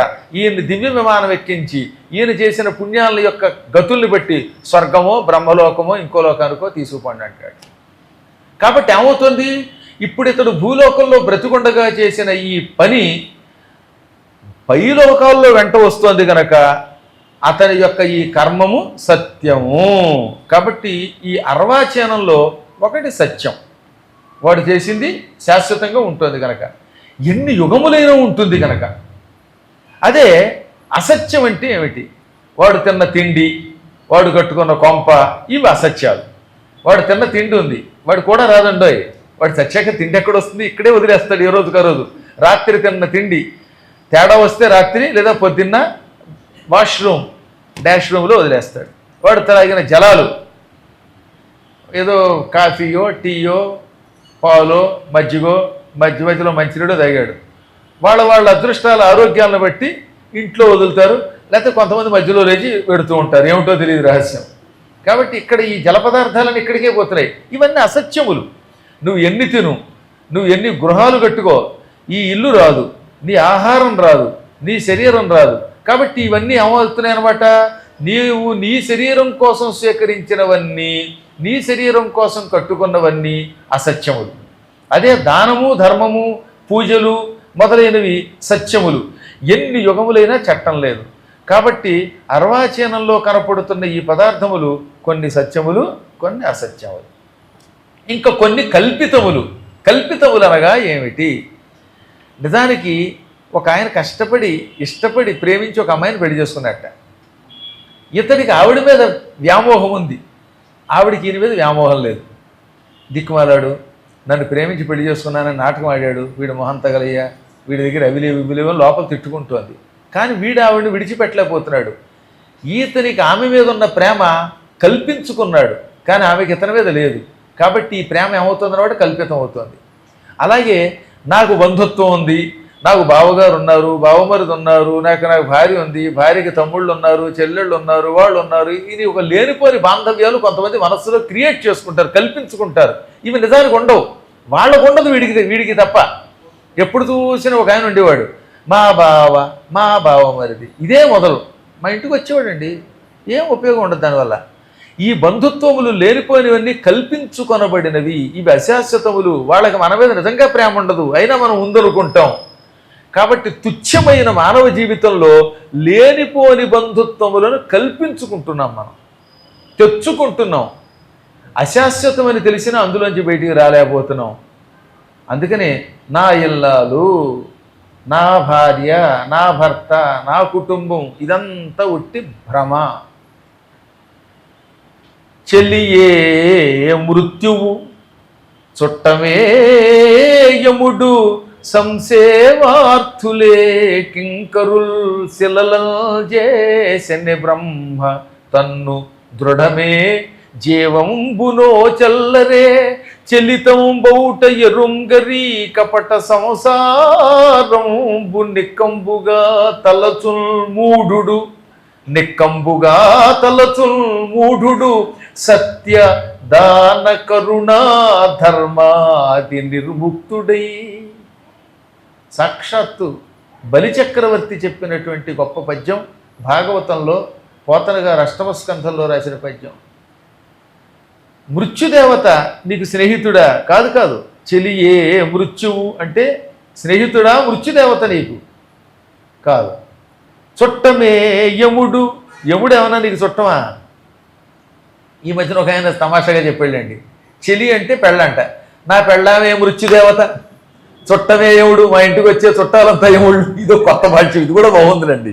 మా ఇదారు కూడా ఇంటికి చుట్టం రాగానే మా పెద్దన్నయ్య గారు చదివాడు అనమాట, చెలియే మృత్యువు చుట్టమే యముడు. ఇంకే చుట్టం ఏమొస్తాడు, ఇంటికి దగ్గర చుట్టమే యముడు అంటే దెబ్బకు పారిపోతాడు. కానీ దీని అర్థం అది కాదు. మృత్యుదేవత నీకు స్నేహితుడు కాదు, యముడు ఎంత గెంచుకున్నా నీకు చుట్టం కాదు. ఇంకా నీ కూడా ఉన్న నీ సేవకులు, నీ కారు నడిపేవాళ్ళు, నీ కూడా తిరిగేవాళ్ళు, నీ బ్యాంకు పని చేసి పెట్టేవాళ్ళు, లేకపోతే నీకు ఇంకో చేసి పెట్టేవాళ్ళు, వీళ్ళెవరు యమకింకరులు. వాళ్ళు అలాంటి వాళ్ళు కాదు. యమకింకరులు ఇంటికి రాగానే యమకింకరులారా మీరు మా ఎంప్లాయీస్ అంటే లాభం లేదట. యమకింకరులు మనల్ని సేవించే సేవకులు కాదు. ఇంకా బ్రహ్మదేవుడు మనల్ని శిలతో తయారు చేయలేదు. గుడిలో ఉన్న విగ్రహములు శిలతో చేయటం వల్ల కొంతకాలం ఉంటాయి, ఎప్పుడోకప్పుడు అవి చిన్నాభిన్నం అవుతాయి, కానీ కనీసం కొన్ని యుగాలు లక్షల సంవత్సరాలు ఉంటాయి. కానీ మానవ శరీరాన్ని రాతితో చేయలేదు ఆయన, పంచభూతాలతో చేశాడు. అందువల్ల పట్టుమని 100 ఏళ్ళు ఉంటే గొప్ప. మన శరీరములను బ్రహ్మ శిలలతో చేశాడా? చేయలేదు. ఇంకా దృఢమే జీవంబు కాబట్టి ఇది శాశ్వతం కాదు. ఇది ఇవాళ ఉంటుంది, రేపు పోతుంది. నిరంతరం ఈ ఆయువు తరిగిపోతోందని, సంసారం కదిలిపోతోందని తెలియలేక అజ్ఞాని సత్యం, దానం, కరుణ, ధర్మం విడిచి భ్రష్టుడై తిరుగుతున్నాడు. ఎందుకని? తనకు చుట్టూత కల్పించుకున్నాడు ఈ బంధాలు. ఇవి శాశ్వతం అనే ఒక ఊహని కల్పించుకున్నాడు. ఇది కల్పితం అంటే. ఇప్పుడు మనందరం కూడా అలాంటి బంధాల్లో ఉన్నవాడమే. మా ఆవిడకి నేనంటే ఇష్టం, లేదా మా ఆయనకి నేనంటే ఇష్టం. మా పిల్లలు నన్ను నెత్తి మీద ఎట్టుకు చూస్తారు. ఎంతవరకు చూస్తారు వాడు మొహం? నీకు చేదస్తం లెక్క చూస్తారు.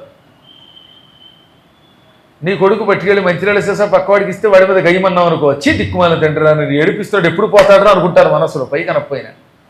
కాబట్టి ఈ కల్పితమైన బంధాలన్నీ అశాశ్వతాలు.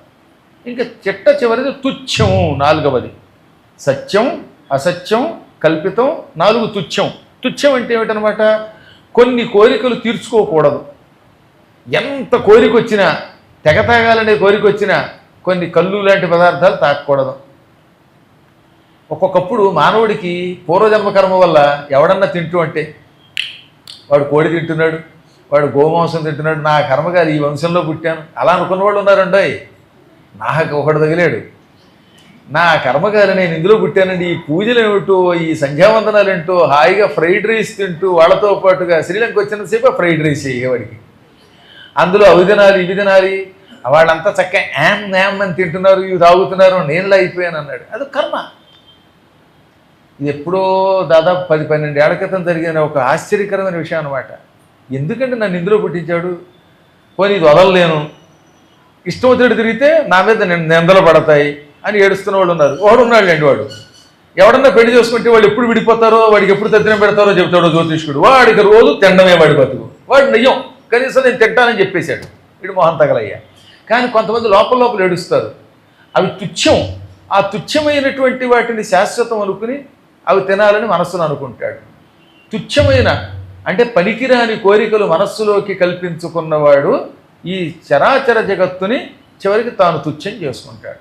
అందువల్ల కొన్ని పనికిమాలిన కోరికలు అనవసరం. ఎప్పుడో పూర్వం ఒకప్పుడు నీ చిన్నప్పుడు 30 ఏళ్ల క్రితం ఎవరినో ప్రేమించావట, ఆ అమ్మాయితో నీకు పెళ్ళి అవ్వలేదు, ఇక రోజుకోసారి అనమాట.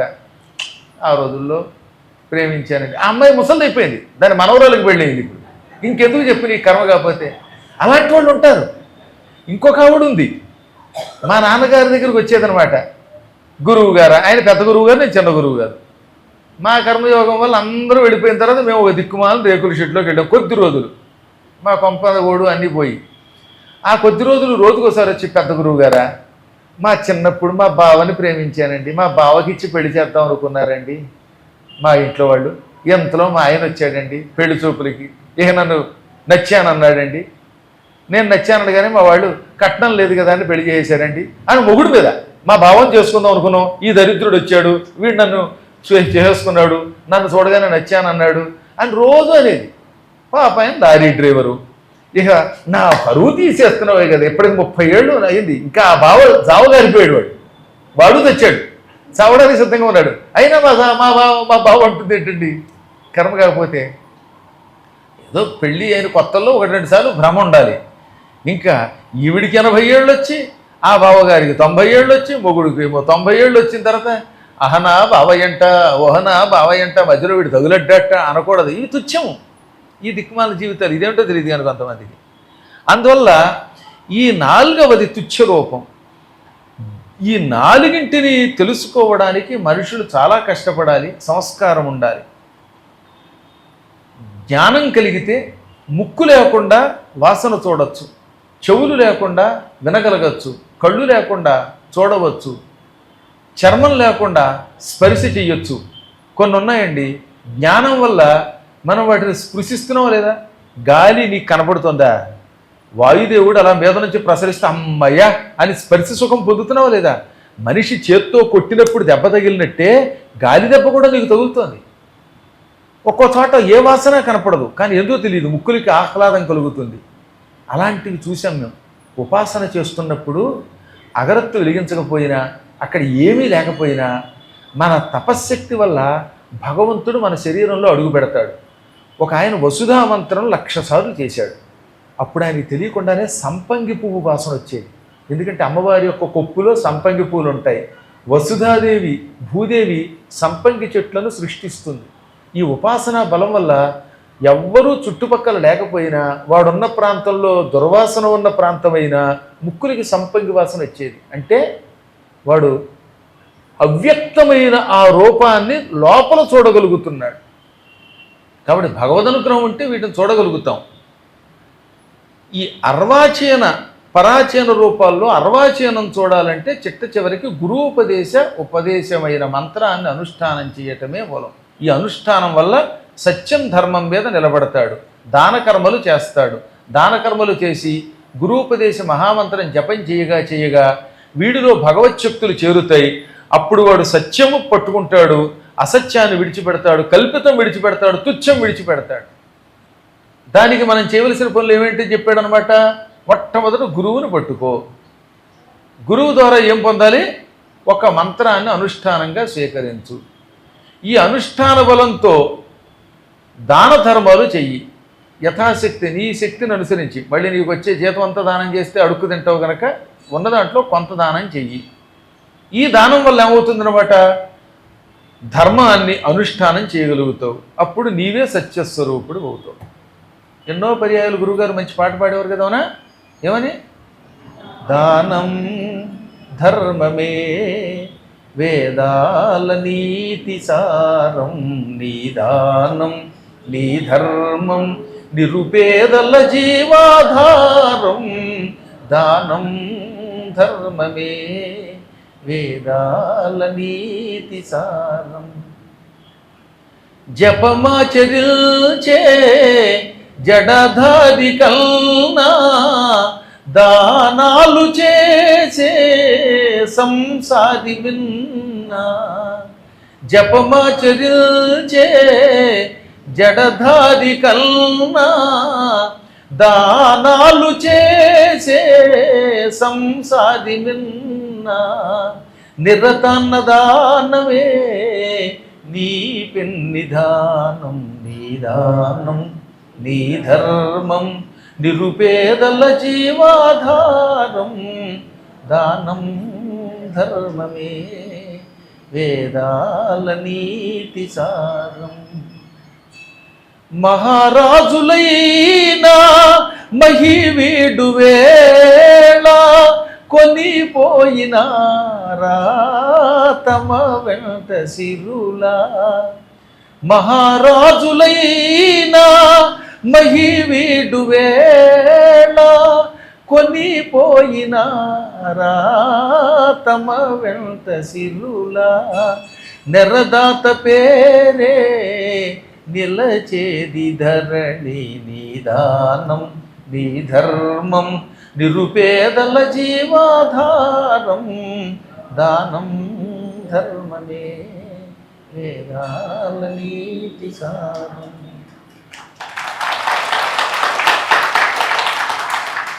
కాబట్టి ముందు అర్వాచీనాన్ని తెలుసుకోవాలి. ఈ అర్వాచీనంగా ఉన్నటువంటి పరమాత్ముడిని చూడడం తేలిక. ఇక రెండవది పరాచీనము.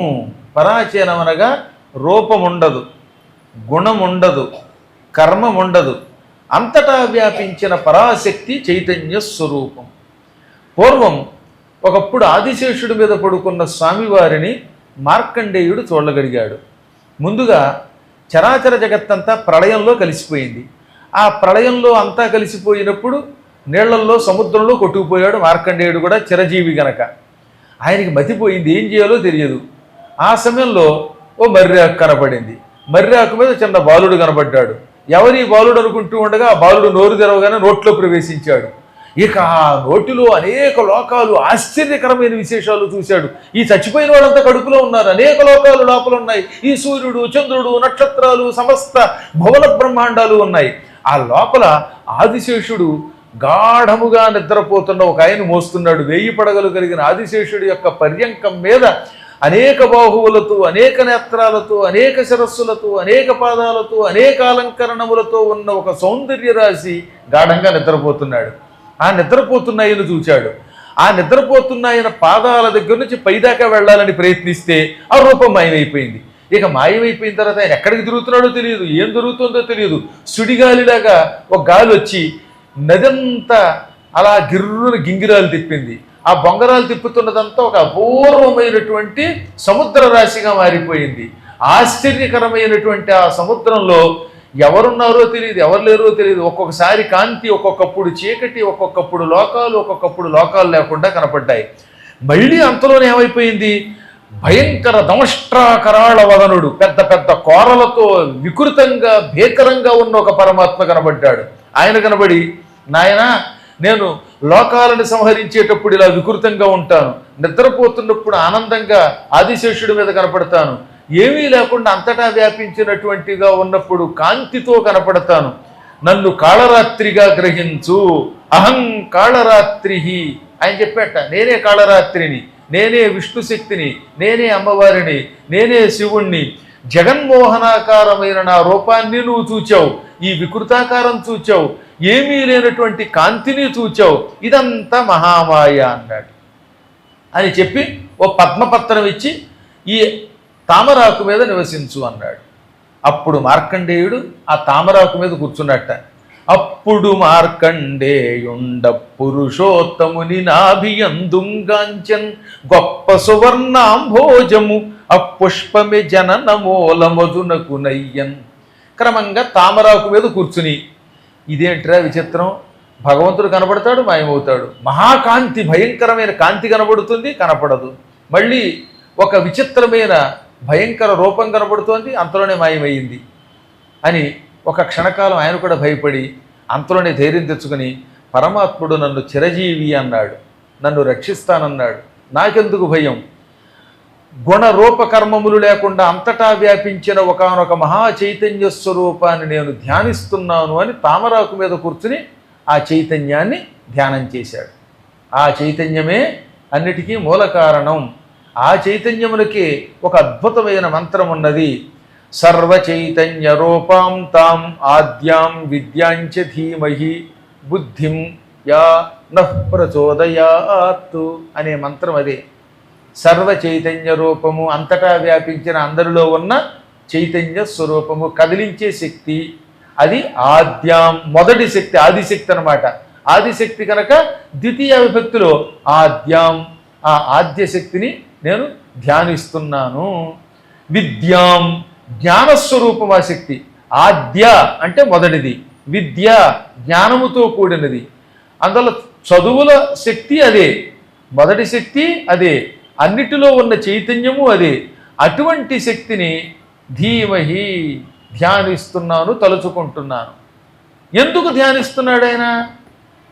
ఆ శక్తిని ధ్యానిస్తే నహ మా యొక్క బుద్ధిని ప్రచోదయాత్ ప్రేరేపించుగాక, సరైన మార్గంలో నడుపుగాక. రోజు మీరు ధియో యో నః ప్రచోదయాత్ అంటల్లా, నహ అంటే మా యొక్క ధియ బుద్ధులను ప్రచోదయాత్ ప్రేరేపించుగాక, మా బుద్ధులు సరిగ్గా నడిచేటట్టుగా చేయుగాక అని గాయత్రి మంత్రంలో రోజు తలుచుకుంటున్నాం అమ్మవారినే, ఆ దివ్యశక్తినే.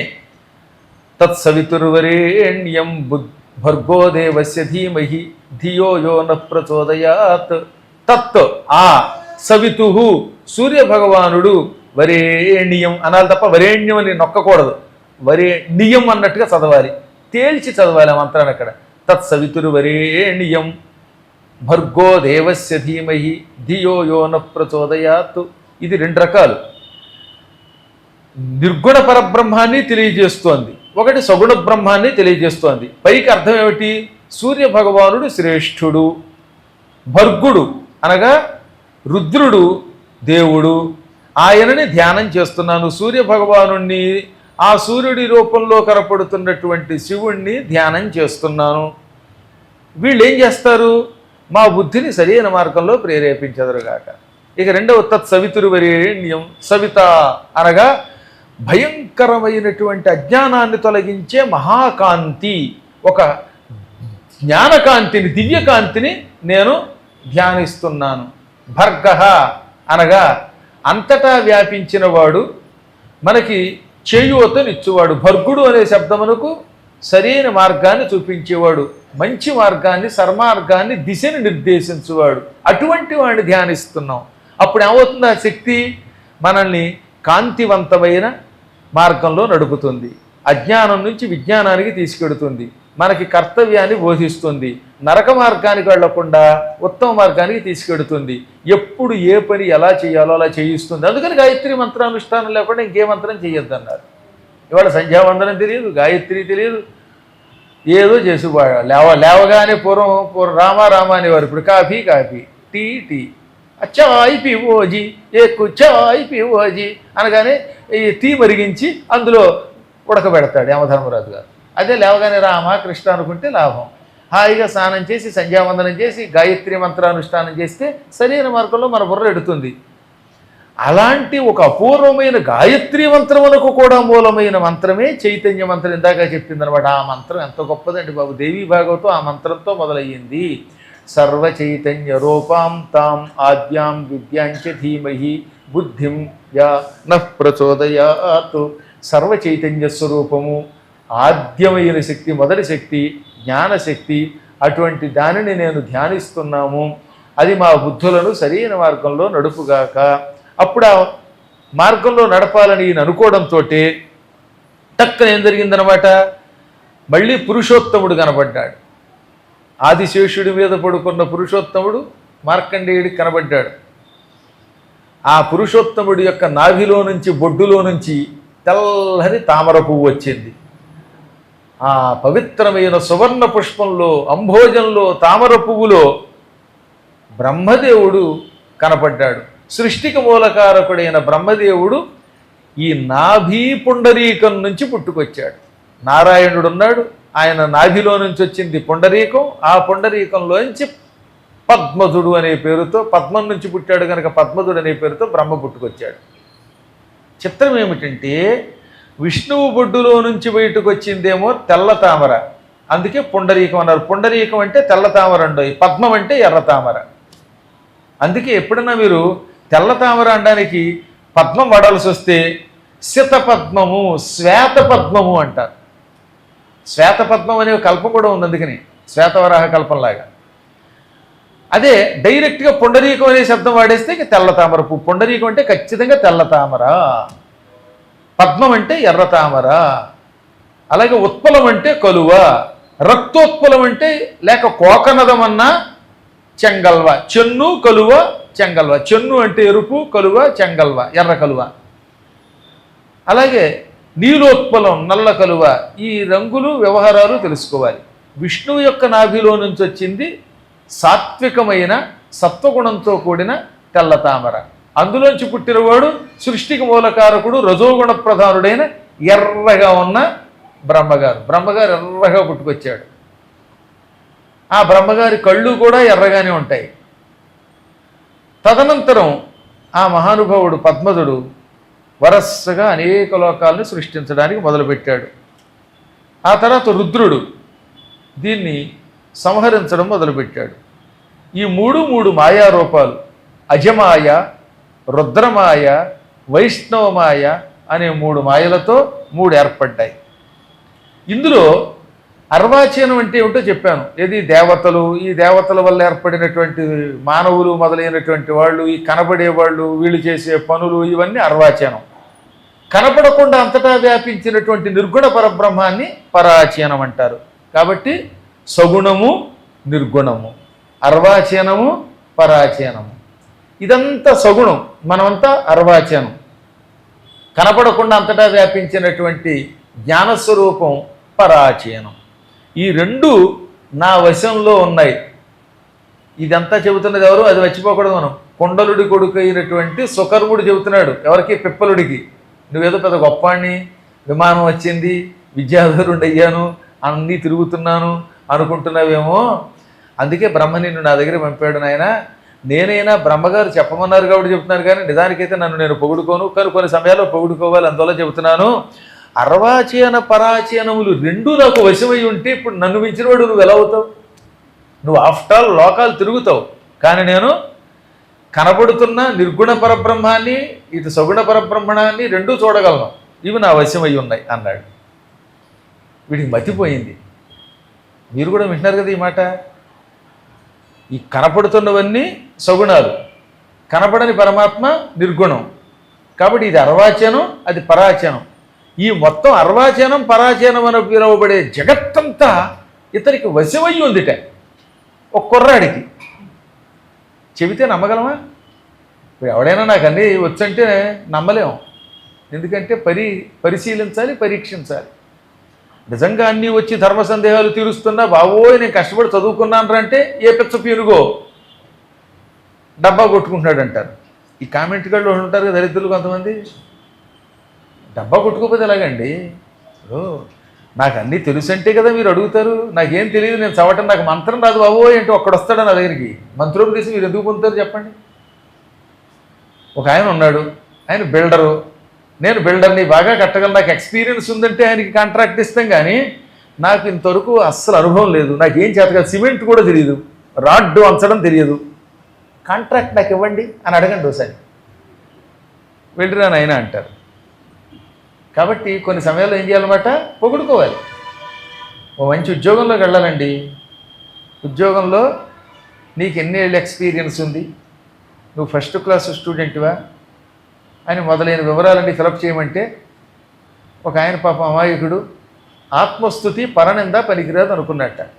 నేను పొరపాట్లు కూడా నన్ను పొగుడుకోను, పరాయి వాడిని నిందించను, పైగా గురువుగారు చెప్పారు ఆత్మస్థుతి పనికిరాదని అని వెంటనే ఏం చేశాడు, అప్లికేషన్లో నేను చవటని, ఎంటెక్ ఫెయిల్ అయ్యాను, నాకు ఎక్స్పీరియన్స్ లేదు, నాకు అసలు ఏ విభాగం తెలియదు, దయతో నాకు ఉద్యోగం అండి. ఈ అప్లికేషన్ తీసుకున్న తర్వాత ఉద్యోగం ఇస్తారా ఎవరన్నా? నువ్వు చవటన నువ్వే చెప్పుకున్నావు కదరా, నీకెందుకురా ఉద్యోగం అంటారు. అదే ఉద్యోగానికి వెళ్ళేటప్పుడు ఏం చెప్పాలన్నమాట, ఏమండి నేను ఎంటెక్ చేశాను, నా దగ్గర టెక్ ఉంది, విటమిన్ ఎంటెక్ ఉంది, నాకు 5 ఏళ్ళు ఎక్స్పీరియన్స్ ఉంది, ఏకంగా దూరదర్శన్లోనే పద్మాకర్ గారి కార్యక్రమానికే కెమెరా పెట్టాను, ఇలా చక్కగా చెప్పుకుంటే ఉద్యోగం ఇస్తారు. అందులో ఉద్యోగానికి పొగుడుకోవాలి. కొన్ని సమయములలో ఆత్మస్థుతి, అది స్థుతి కాదు, తన శక్తిని చెప్పుకొనుట. ఇప్పుడు ఈ కుండలపుత్రుడు సుకర్ముడు నాకు అర్వాచీన పరాచీనములనే 2 శక్తులను తెలుసుకునే శక్తి ఉందని పొగుడుకోకపోతే అప్పుడు వాడి దగ్గరికి ఎవరు పడతారు? అందుకని నాయన నేను 2 వశం చేసుకున్నాను, చూడగలను అనగానే పిప్పలుడు వెంటనే అన్నాడు, అబ్బా అని ఇలా బుర్రగొక్కుని, నువ్వు చెబితే నేను నమ్ముతానా? పరిశీలించాలి. కాబట్టి నాకు నీ దగ్గర ఉన్న శక్తి చూడాలనిపిస్తున్నది. అనగా నీ శక్తిని కనుగొన నాకు దయించే ఒక్క కోరికి తీర్పంజనునేని నాయభీష్టము కనబరుపుము దేవతానికాయము నెచ్చటం. ముందుగా నీ అర్వాచీన శక్తిని పరిశీలించాలి అని కోరుతున్నాను. నీ శక్తిని నేను చూడాలి. ఏది? దేవతలను చూపించు. అర్వాచనం అంటే కంటికి కనపడేవాళ్ళు అని చెప్పారు కదా, ఈ ఇంద్రుడు మొదలైన వాళ్ళు, ఈ గొప్ప గొప్ప వాళ్ళు, ఈ సృష్టి, ఇదంతా అర్వాచనం. దేవతల్ని నాకు చూపిస్తే అప్పుడు నీ దగ్గర శక్తి ఉన్నట్టు నేను నమ్ముతాను, చూపించు అన్నాడు. సుకర్ముడు నవ్వాడు. శ్రీ గురుభ్యో నమః, శ్రీమాతృపితృభ్యో నమః అని ఒక్కసారి ముందు గురువుని తల్లిదండ్రుల్ని తలుచుకున్నాడు. ఆయన వెంటనే కళ్ళు మూసుకున్నాడు. ఇంద్ర, అగ్ని, యమ, నిర్వృతి, వరుణ, వాయు, కుబేర, ఈశానాది దిక్పాలకులందరినీ ఆవాహన చేస్తున్నాను. 30 కోటి దేవతల్ని ఆవాహన చేస్తున్నాను. అందరూ 2 అండంతో బిలబిలబెల్లాడుతూ వచ్చారండోయ్. నేను ఇంద్రుణ్ణి, నేను అగ్నిని అని వాళ్ళంతా అటెండెన్స్ చెప్పుకున్నారు. పైగా ఇంద్ర ఎస్ సార్ అంటారు చూడండి పిల్లలు, ప్రెజెంట్ సార్ అలాగా అందరూ వరుసగా వచ్చి అక్కడ నిలబడ్డారు. పైగా అంతంత మహానుభావులు వచ్చి నిలబడాలంటే ఆ స్థలం సరిపోదుగా, అందుకని చిన్న చిన్న సూక్ష్మ రూపాల్లో, పైగా ఐరావతం మీద ఇంద్రుడు ఎంత ఉన్నాడు, వీడికి మతిపోయింది. అలా గుడ్లప్పకిని చూస్తున్నట్ట. ఇంతలో ఇంద్రుడికి అర్థమైంది వీడికి బుర్రపోయిందని. వెంటనే కావాలని విశ్వం అంతా నిండిపోయి అంత రూపంతో కనబడి మళ్ళీ చిన్న రూపం ధరించాడు. అలాగే అగ్ని ఆయన అంతే, పెద్ద రూపం మళ్ళీ చిన్న రూపం, ఇలా వాళ్ళంతా పెద్ద పెద్ద రూపాలతో చిన్న రూపాలతో మళ్ళీ ఆయనకి కనబడ్డారు. వరసగా దేవతలంతా నిలబడ్డారు. మేమంతా 33 కోట్ల దేవతలం అన్నారు. కొంతమంది వచ్చారు, మేము పితృదేవతలం. నాయన మీ ఫ్లాష్ బ్యాక్లో మీ పెద్దలంతా మాకే పిండం పెట్టారు, పెట్టకపోతే పిండం భవిష్యత్తులో మీకుంటుంది యమగండం అన్నారు వాళ్ళు. ఇలా వీళ్ళంతా కనబడ్డారు. విశ్వే దేవతలు కనబడ్డారు, పితృదేవతలు కనబడ్డారు. ఇవన్నీ చూసి ఇంక ఈ పిప్పలుడు ఒక 5 నిమిషాల సేపు తన ప్రపంచంతా మర్చిపోయాడు. వారంతా అలా కూర్చున్న తర్వాత భక్తితో నమస్కరించే సుకర్ముడు, మహానుభావులారా ఇక వెళ్ళిపోండి అన్నాడు. ఇదేమిటయ్యా, ఎందుకు పిలిచావు, ఎందుకు పొమ్మంటున్నావు, రమ్మండం పొమ్మండం నీ ఇష్టమేనా అన్నారు వాళ్ళు. లేదండి, ఈ పిప్పలుడని ఆయన నా దగ్గరకు వచ్చాడు, అర్వాచీన శక్తి నాకుందో లేదో తెలుసుకోవాలనుకున్నాడు. నేను దేవతలు అర్వాచీనులు పరాచీనులు అని 2 రకాలుగా ఉంటారన్నాను. కనబడేవాళ్ళు మీరు ఇక్కడ నా కంటికి కనబడాలని ఆయన కోరాడు. అందుకని ఆయన కోసం నేను మిమ్మల్ని రమ్మన్నాను. అయితే వాళ్ళే ఉన్నారు, పిలిచావు, దేవతలు వచ్చిన తర్వాత వరం ఇవ్వకుండా వెళ్ళకూడదట. ఇక్కడుంది పెద్ద పాయింట్. అందువల్ల మన దగ్గర శక్తి ఉందనుకోండి, ఆ శక్తితో దేవతలను పిలిస్తే కొన్ని చిక్కులు తెచ్చుకున్నవాడు అవుతాం. వాళ్ళు వచ్చి ఏదో కోరిక తెచ్చుకుంటే వెళ్ళరు. ఈ పొరపాటే కుంతి చేసింది. కుంతీదేవికి పిలిస్తే దేవతలు ప్రత్యక్షమై సంతానం ఇచ్చేవరాన్ని దుర్వాసులు ఇవ్వగానే టెస్ట్ చేద్దాం అనుకుంది. సూర్యుడిని పిలిచింది. ఇంకా టెస్ట్ చేశాక టెస్ట్ చేయడానికి కుదరదు, టెస్ట్ ట్యూబ్ ఇచ్చి వెళ్ళవలసిందే ఆయన. దాంతో ఏమైపోయింది, వెళ్ళిపోతే వెళ్ళనన్నాడు ఆయన. ఈ మంత్రశక్తి అంత గొప్పది, పిలిస్తే అది వ్యర్థం అవ్వకూడదు, సంతానం ఇవ్వవలసింది. ఎంత ఏడ్చిందో నేను కన్యనంటే అది ఆలోచించుకోవాలి ముందే అన్నాడు ఆయన. కాబట్టి నాయనలారా, రిజర్వేషన్ చేయించుకుని క్యాన్సిల్ చేస్తే కనీసం 210 రూపాయలు పోయినా 300 పోయినా మిగతా డబ్బులు వెనక్కి వస్తాయి. కానీ దేవతలు అలా కాదు, ఆ పని అయితే కానీ వెళ్ళరు వాళ్ళు. అదే ఏ అగ్నిహోత్రుడినో పిలిచారనుకోండి, అగ్నిహోత్రుడు వస్తే ఏం చేస్తాడో తెలుసా, ఆయన పిలిస్తే సూర్యుడిలో సంతానం ఇవ్వడం, తే భోజనం అంటాడు. ఆయనకి భోజనం పెట్టమంటే పద్మాకర్ గారికి పెట్టమనుకున్నారా? పద్మాకర్ గారిని ఆస్ట్రేలియా పిలిచి ఆయనకి ఏదో 2 గారెలు బూర్లు పెడితే సరిపోతుంది.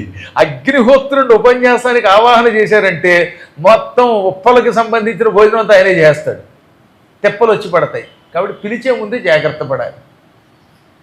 అప్పుడు ఈయన, మహానుభావులారా, వరాలు ఇవ్వకుండా వెళ్ళమంటున్నారు, నేను ఏ వరం అడిగితే అది ఇస్తారా అంటే ఇస్తాం, ఇవ్వకుండా వెళ్ళే అధికారం మాకు లేదన్నారు వాళ్ళు. అయితే నాకు నిత్యం గురుభక్తి ఇంకా పెరగాలి. మొట్టమొదటి ఆయన అడిగినంటే గురుభక్తి ఇప్పుడు ఉంది, ఇది నిత్యం ఉండాలి, పెరిగిపోవాలి, బాగా గురుభక్తి పెరగాలి. తథాస్తు. గురోహు మాతా పిత్రోశ్చ మే నిత్యం తద్వై వరమనుత్తమం.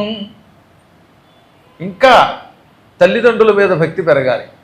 ముందు గురుభక్తి, ఎప్పుడు గురుస్థానమే. మాతృపితృభక్తి పెరగాలి. అంటే వాళ్ళు నవ్వి నీకు ఉంది కదా భక్తి అన్నారు. ఉండడం కాదండి, అలా అలా అలా ఎప్పుడూ ఉండాలి, ఇంకా పెరగాలి. ఈ ఏడాది భక్తి ఉండి నెక్స్ట్ ఇయర్ భక్తి లేకపోతే ఎలాగా? ఈ ఏడాది గురువు గారు అని భక్తితో ఆస్ట్రేలియా పిలిచాము, నెక్స్ట్ ఇయర్ మిమ్మల్ని పిలవమంటే వాడి భక్తి తగ్గిపోతుంది. అందువల్ల నెక్స్ట్ ఇయర్ కూడా పిలవాలి, ఆ భక్తి పెరగాలి. కంగారేం పడకండి, పిలిస్తేనే భక్తి కాదు, మనస్సులో ఉండడం గొప్ప భక్తి అనుకోండి. సరే, తథాస్తు. వెంటనే వెళ్ళి ఏమన్నాడు తెలుసా, మా గురువు గారు శాశ్వతంగా మణిద్వీపంలో ఉండాలి. వాళ్ళు ఇచ్చేస్తా ఉన్నారు, ఎందుకంటే మేము పిలిస్తే దేవతలు వింటారు మా మాట అన్నారు. ఇంకా రెండవది, పితామే వైష్ణవం లోకం ప్రయాత్వేతద్వరోత్తమం. గురువుగారు అయ్యాక ఇప్పుడు తండ్రి గారి మీదకి వెళ్ళాడు. గురువుగారికి మణిద్వీపం ఇవ్వాలట, ఇంకా తండ్రి గారికి విష్ణు లోకాన్ని ప్రసాదించాలి. తథాస్తు, మీ తండ్రి కూడా వైకుంఠాన్ని గడిపాడు. తద్వన్ మాతాచ దేవేశ వరమన్యన్ నయాచిజే. మా నాన్న ఎక్కడుంటే మా అమ్మ అక్కడే ఉండాలండో. గురువుగారంటే వేరు, ఆయన ఎక్కడున్నా పర్వాలేదు, కానీ మా నాన్న అమ్మ ఐకమత్యంతో ఉండాలి, కలిసి ఉండాలి. అందువల్ల మా అమ్మని కూడా మా నాన్నతో పాటు పంపండి అన్నాడు ఆయన. తథాస్తు అన్నారు. చూస్తూ ఉండగా కళ్ళ ముందు వాళ్ళ గురువుగారు తల్లిదండ్రులు వైకుంఠానికి వెళ్ళిపోవడం మొదలెట్టారు. ఇదో గొప్ప యోగం.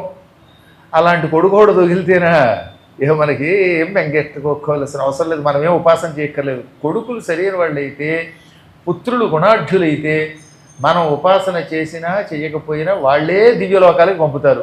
కానీ అలాంటి కొడుకు పుట్టాలంటే ఉపాసన చెయ్యాలి. ఎంతో పుణ్యం చేస్తే కానీ ఆ కొడుకు పుట్టడం. ఒక సామెత ఉంది, పెళ్ళైతే కానీ ఒక అమ్మాయికి పిచ్చి కుదరదట. ఒక అమ్మాయి పిచ్చిది పుట్టింది. ఈ పిచ్చిదాన్ని ట్రీట్మెంట్ కోసం డాక్టర్ దగ్గర తీసుకెళ్లారు. డాక్టర్ గారు అన్నారు, ఇది దీనికి మదపెచ్చండి, కాబట్టి పెళ్ళి అయితే భర్త యొక్క సంపర్కం వల్ల పిచ్చిపోతుందన్నారు. సరే ఓ పెళ్లి సంబంధానికి వెళ్ళారు. వెళ్ళి మా అమ్మాయికి పిచ్చి తగ్గిపోతుందండి, పెళ్ళి అయితే చేసుకోండి అంటే పిచ్చి కుదిరాక చేసుకుంటాను అన్నాడు ఆయన. ఎలాగో డాక్టర్లు చెప్పారు కదా పెళ్ళాక పిచ్చి కుదురుతుందని, పిచ్చి కుదిరించి తీసుకురండి. ఇప్పుడు పెద్ద సమస్య ఏమిటి? పెళ్ళైతే కానీ పిచ్చి కుదరదు, పిచ్చి కుదిరితే కానీ వాడు పెళ్లి చేసుకోడు. ఏ పిచ్చిదాన్నో పెళ్లి చేసుకోవడానికి ఒక ఆయన ఉన్నాడండి వైజాగ్లో. పాప ఆయన కర్మ కాదు, ఆ పిచ్చిదాన్ని చేసుకుని యావజ్జీవితం నరకం అనిపిస్తున్నాడు రూపాయికి. కాబట్టి అంత పిచ్చాళ్ళు ఎక్కడ దొరుకుతారు? కాబట్టి పెళ్ళైతే కానీ పిచ్చి కుదరదు, పిచ్చి కుదిరితే కానీ పెళ్లి కుదరదు. ఇదొక సమస్య. అలాగా ఎందుకు చెప్పాము ఈ మాట? మహోపాసన చేస్తే కానీ ఇటువంటి కొడుకు పుట్టాడు. ఇటువంటి కొడుకు పుడితే ఇంక ఉపాసన చేయక్కర్లేదు, వైకుంఠానికి వెళ్ళచ్చు. దేవతలు ఎంతో ఆనందపడిచ్చిన వరం అన్నమాట. అందుకే ఇక్కడ దేవా ఊచుహు అంటాడు. పితృభక్తోసి విప్రేంద్ర భక్త్యా తవ వయం ద్విజ సుకర్మశ్రూయతాం వాక్యం ప్రీత్యా యుక్త సదైవతే. నాయన సుకర్మ, నువ్వు తల్లిని, తండ్రిని, గురువుని భక్తితో పూజించే మహానుభావుడివి. దానివల్లే మేము నీకు వశమయ్యాం. నువ్వు ఏదడిగితే అది ఇస్తున్నావు. నీ తల్లిదండ్రులు కూడా నీలాంటి వాడిని అందుకే కన్నారు, వాళ్ళకి అనుకున్న వరాలు ఇస్తున్నాం అని పలికి వాళ్ళంతా అదృశ్యమైపోయారు. అంతమంది దేవతలు కనబడితే ఆయన కోరింది నాకు గురుభక్తి కావాలి, మాతృపితృభక్తి కావాలి, వీళ్ళని ఉత్తమ లోకాలకు పంపండి అన్నాడే తప్ప నాకు ఉప్పల్లో 1000 గజాలు కావాలనలేదు. దేవతలు కనబడితే బంజారా హిల్స్ కావాలనలేదు ఆయన. ఎంత గొప్పవాళ్ళండి ఆ రోజుల్లో. అంత మహానుభావులు దేవతలు ఏదడిగితే అది ఇస్తే కేవలం భక్తి అడిగాడు ఆయన. అది వాళ్ళ సంస్కారం. ఇదంతా అయిన తర్వాత ఇప్పుడు ఈ పిప్పలుడికి అనుమానం వచ్చేసిందండి. అవి బాబోయ్, నీ దివ్యశక్తి నాకు ఆశ్చర్యం కలిగింది, ఇప్పుడు అడుగుతున్నాను, ఇక నాకు పరాచీనం చూపించన్నాడు. అది చూపించడం కుదరదు నాయన, అనుభూతి తప్ప. ఎందుకని? అర్వాచీనం అంటే కంటికి కనబడే దేవతలు, ఇంద్రాది దేవతలు. పరాచీనం అంటే కంటికి కనబడని వాడు, అంతటా వ్యాపించిన వాడు. వాడిని ఎలా చూపిస్తాం? అయినా కళ్ళు మూసుకుంటే నీ మనస్సులో ఒక వెలుతురు కనపడుతుంది, ప్రస్తుతానికి ఆ వెలుతురిని చూసి గుర్తించి ఆనందించు అన్నాడు ఆయన. పరాచీనమును ఎవరూ గుర్తుపట్టలేము. అది ఒక చైతన్యం, సర్వవ్యాపకం. గుణం ఉండదు, రూపం ఉండదు, కర్మ ఉండదు. కాబట్టి కళ్ళు మూసుకున్నాను, కానీ కళ్ళు మూసుకుంటే హృదయంలో ఒక వెలుతురు వచ్చింది, సంతృప్తి పొందాడు. ఇప్పుడు ఏమన్నాడు? నీకు ఈ శక్తి ఎలా వచ్చిందయ్యా బాబు? నేనేదో మహాతపస్సు చేశాను, 3000 సంవత్సరాలు అనుకున్నాను, ఆ శక్తి వల్ల దేవతలు ప్రత్యక్షమే వరాలు ఇచ్చారు, ఎక్కడికైనా వెడుతున్నాను, గొప్పవాడు అనుకున్నాను. ఇప్పుడు నాకు అర్థమైంది, అసలు నా దగ్గర ఏమీ లేదు శక్తి.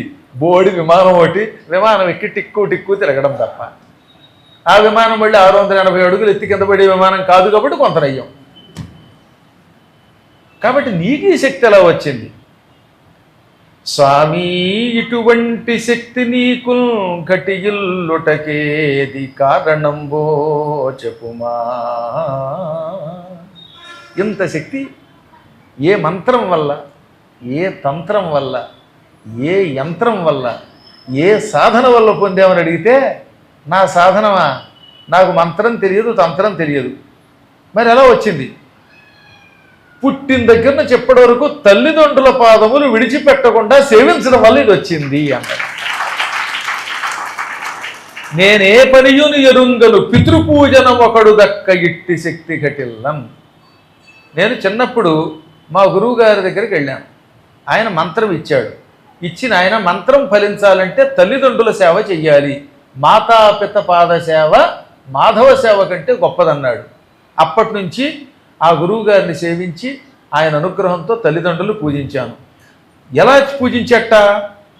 అనుదినమును జలుపుదునా జననీ జనకులకు అంగ సంవాహనముం పొనరించి తత్పదక్షాళనమును తద్వారి కణములను దాల్తుమెయిన్. రోజు ప్రొద్దుట లేచి నా తల్లిదండ్రులకు నమస్కరిస్తాను. ఆ తర్వాత వాళ్ళకి పాదాలు ఒత్తుతాను. ఆపై వాళ్ళని ఆసనంలో కూర్చోబెట్టి కాళ్ళు కడుగుతాను. వాళ్ళు స్నానం చేసినప్పుడు ఆ నీళ్లు నా మీద చల్లుకుంటాను. ఇంత జ్ఞానం నాకు ఎవరిచ్చారు? మళ్ళీ గురువు. అందువల్ల గురువు అందరికంటే గొప్పవాడు. గురువు గారు లేకపోతే ఆయనకి ఆ జ్ఞానం తెలియదు కదా. అందుకనే నీకు గురుసేవ కావాలా, హరిసేవ కావాలా అని ఒకప్పుడు విష్ణువు కావాలని కొంటెగా సాందీపని యొక్క కొడుకుని అడిగాడు. వెంటనే ఆయన హరిసేవ కంటే ముందు గురుసేవ కావాలి అన్న. నా గురోరధికం విద్యతే నా గురోరన్యం విద్యతే అన్నారు. అందుకేగా ఆదిశంకరాలు వారు కూడా ఏమన్నారు? గురోరంఘ్రిమూలి. గురువుగారి అంఘ్రిమూలమునందు పాదం తలబెట్టి భక్తితో ఆయన్ని పూజించకపోతే, భక్తి లేకపోతే ఇంక ఉపయోగం ఏముంది అన్నాడు ఆయన. ఎన్ని శాస్త్రాలైనా గురువు యొక్క మహిమను అందుకే వర్ణించాయి. మోక్షం పొందాలంటే ముందు అందుకే గురువుని పట్టుకోవాలి. గురువు ఏం చెబుతాడు? తల్లిదండ్రుల పూజ చేయమంటాడు, మాతాపిత పాదసేవ చేయమంటాడు. అప్పుడు మాతాపిత పాదసేవ చేయాలి. ఈ మూడు త్రిమూర్తులు ఈ వ్యక్తిని ఈ జన్మలోనే శాశ్వత వైకుంఠం పొందేలా చేస్తాయి. గురుచరణాంబుజ నిర్భర భక్త సంసారాత్ అచిరాత్ భవముక్త. గురుచరణాంబుజ నిర్భర భక్త సంసారాత్ అచిరాత్ భవముక్త అని అంత స్పష్టంగా చెప్పాడు. అందువల్ల పరాచీన తత్వము, అర్వాచీన తత్వము నాకు తెలియడానికి మూల కారణం కేవలం గురు కటాక్షమే, మా మాతాపితల సేవయే. ఎందుందురో మాతాపితలు అందుండును తీర్థకోటులాత్మజునకు చందురు పెద్దలు కావున ఉందును సతతంబు వారలుండిన చోటన్. తల్లిదండ్రులను భక్తితో పూజించి వాళ్ళ పాదాల ధూళిని లేదా వాళ్ళ పాదములు కడగ్గా వచ్చిన నీళ్లను నెత్తిన చల్లుకుంటే వారున్న చోట తీర్థస్థలములు ఉంటాయి, సకల తీర్థములు ఉంటాయి. కాబట్టి మీరు తీర్థయాత్రలు చేయలేకపోయారు అనుకుందాం కాసేపు. కర్మయోగం వల్ల ఎంత లోపల ఇష్టం ఉన్నా నైమిచారణ్యం వెళ్ళలేకపోయాడు డబ్బు లేక, లేదా డబ్బున్నా మరో కర్మ ఉద్యోగం ఒకటి ఉంటుందిగా, ఈ ఉద్యోగంలో సెలవు దొరకలేదు. అప్పుడు ఏం చెయ్యాలి? నైమిశారణ్యం వెళ్ళలేకపోయాను, గ్రహణ స్నానం చేయలేకపోయాను, గ్రహణం అయ్యాక కటిక దరిద్రుడు కూడా ఎంతో కొంత బంగారం చేయాలంటారు, చేయలేకపోయాను అని అల్లాడిపోతున్న పేదవాడు, సమయం దొరకనివాడు తల్లిదండ్రుల పాదములను గురుపాదములను కడిగి ఆ నీళ్లు నెత్తిమే చల్లుకుంటే మొత్తం నైమిశారణ్యంలో ఉన్న ఫలితం వస్తున్నది. తీర్థస్థలములు తిరిగిన ఫలితం పొందుతున్నాడు. అందువల్ల తీర్థం అంటే జనని, తీర్థం అంటే జనకుడు, తీర్థం అంటే గురుడు. తల్లిదండ్రులు ఉన్న చోట సమస్త తీర్థయాత్రలు ఉంటాయి అని దేవతలు సమస్త ప్రాణులు చెప్పారు. నేను చిన్నప్పుడేమో వాళ్ళకి నమస్కరించి పూజించేవాడిని. మా తల్లిదండ్రులు పెద్దవాళ్ళు అయ్యారు, ముసలివాళ్ళు అయ్యాక వాళ్ళని ఒక పీఠం మీద కూర్చోబెట్టాను. ఎందుకంటే వార్ధక్యంలో వాళ్ళకిగా వాళ్ళు మొహం కడుక్కోలేకపోయారట, స్నానం చేయలేకపోయారట. అందుకని వార్ధక్యంలో వాళ్ళకి స్నానం చేయటం కష్టమని ఒక ఆసనం మీద కూర్చోబెట్టి రోజు వాళ్ళకి కుంకుడుకాయ పులుసు లాంటి వాటితో ఒళ్ళంతా రుద్ది నెత్తి మీద నీళ్లు పోసి వాళ్ళకి స్నానం చేయించటండి. ఈయన ఆ స్నానం చేస్తున్నప్పుడు బిందుతో వాళ్ళ మీద నీళ్లు పోస్తుంటే ఆ నీళ్లు చింది మీద పడ్డాయిట. మీరు చూడండి, ఎప్పుడైనా అభిషేకాలు చేస్తుంటే అవుతాయి బిందుతో నీళ్లు పోస్తుంటే కొన్ని బిందువులు మన మీద పడుతున్నాయి లేదా? అలాగే తల్లిదండ్రులకు స్నానం చేయిస్తున్నప్పుడు వాళ్ళ శిరస్సు మీద నీళ్లు పోస్తున్నప్పుడో లేకపోతే కుంకుడుకాయ పులుసు పోస్తున్నప్పుడో ఇంకేదో పోస్తున్నప్పుడో అవి చింది నా మీద పడ్డాయి. ఒక్కొక్క బిందువు నా మీద చిందినప్పుడల్లా నా శరీరములో ఒక్కొక్క తీర్థం వచ్చి కూర్చుంది. వరుసగా గయా, ప్రయాగ, నైమిశారణ్యం, కాశీ మొదలైన దివ్యక్షేత్రములన్నీ తల్లిదండ్రుల శరీరం మీద నుంచి వచ్చిన నీళ్లు నా మీద పడటంతో వచ్చి నా శరీరంలో కూర్చున్నాయి. ఇప్పుడు నా శరీరంలో ఏమైపోయిందనమాట, ఆ నీళ్లతో వాళ్ళకి స్నానం చేయిస్తే ఆ నీటి బిందువులు మీద పడ్డాయి. ఆ బిందువులు కాస్త కాశీ, గయా, ప్రయాగాది క్షేత్రములు, గంగా, యమున, గోదావరి, చర్మండవతి వంటి నదులుగా, సముద్రములుగా మారిపోయి నేను నా శరీరమే అనేక తీర్థములు, ముక్కోడి తీర్థములుగా మారిపోయాను. ఇప్పుడు నేను వేరే తీర్థానికి ఎందుకు వెళ్ళడం, నేనే తీర్థం. అందువల్ల ఏమైంది, దేవతలంతా నాకు వశమైపోయారు, ఈ శక్తులన్నీ నాకు వచ్చాయి. అందుకే ఇప్పుడు చెప్తున్నాడు ఆయన, నేను భోజనం చేసే ముందుగా మొదటను నా గురువుల ఒప్పిదముగా భుజింపచేసి పిదప భుజింతు. ఈ గురువు శబ్దం ఎంత బాగా వాడాడంటే ఇక్కడ అస్తమాటు గురువు గారు తల్లిదండ్రులను వాడక్కర్లేదు. అందుకే మొదటను నా గురువులను ఒప్పిదముగా భుజింపజేసి, ఇదిగో గురువు తల్లిదండ్రులు ఈ ముగ్గురిని కలిపి గురువులు అని బహువచనంలో వాడతారు. గురవహ అనగా గురువు, తల్లి, తండ్రి. అందుకని ఈయన పదే పదే మా అమ్మకి నాన్నకి కాళ్ళు కడిగాను, మా అమ్మకి నాన్నకి అన్నం పెట్టాను, మా గురువు గారికి అన్నం పెట్టానని 100 సార్లు చెప్పకుండా విడివిడిగా గురువులనికి భోజనం పెట్టాను అనగా మా గురువు గారికి, మా తల్లిదండ్రులకి, ముగ్గురికి ముందు ఏదన్నా పెట్టి అప్పుడు తినేవాడిని ఉన్నప్పుడు. మళ్ళీ లేకపోతే కాదు. కొన్ని చేదస్తాలు ఉంటాయి. కొన్ని మీ అమ్మ నాన్న ఇక్కడ లేరు, వాళ్ళు అమెరికాలో ఉన్నారు, మీరు ఇక్కడ ఉన్నారు, మా అమ్మ నాన్నకి పెట్టకుండా తినకూడదని గురువు గారు చెప్పారు అని అన్నం తినడం మానేస్తే శాశ్వతంగా వెళ్ళిపోతావు. ఎదురుగుండా ఉన్నప్పుడు వాళ్ళకి ఏదో ఒకటి పెట్టు.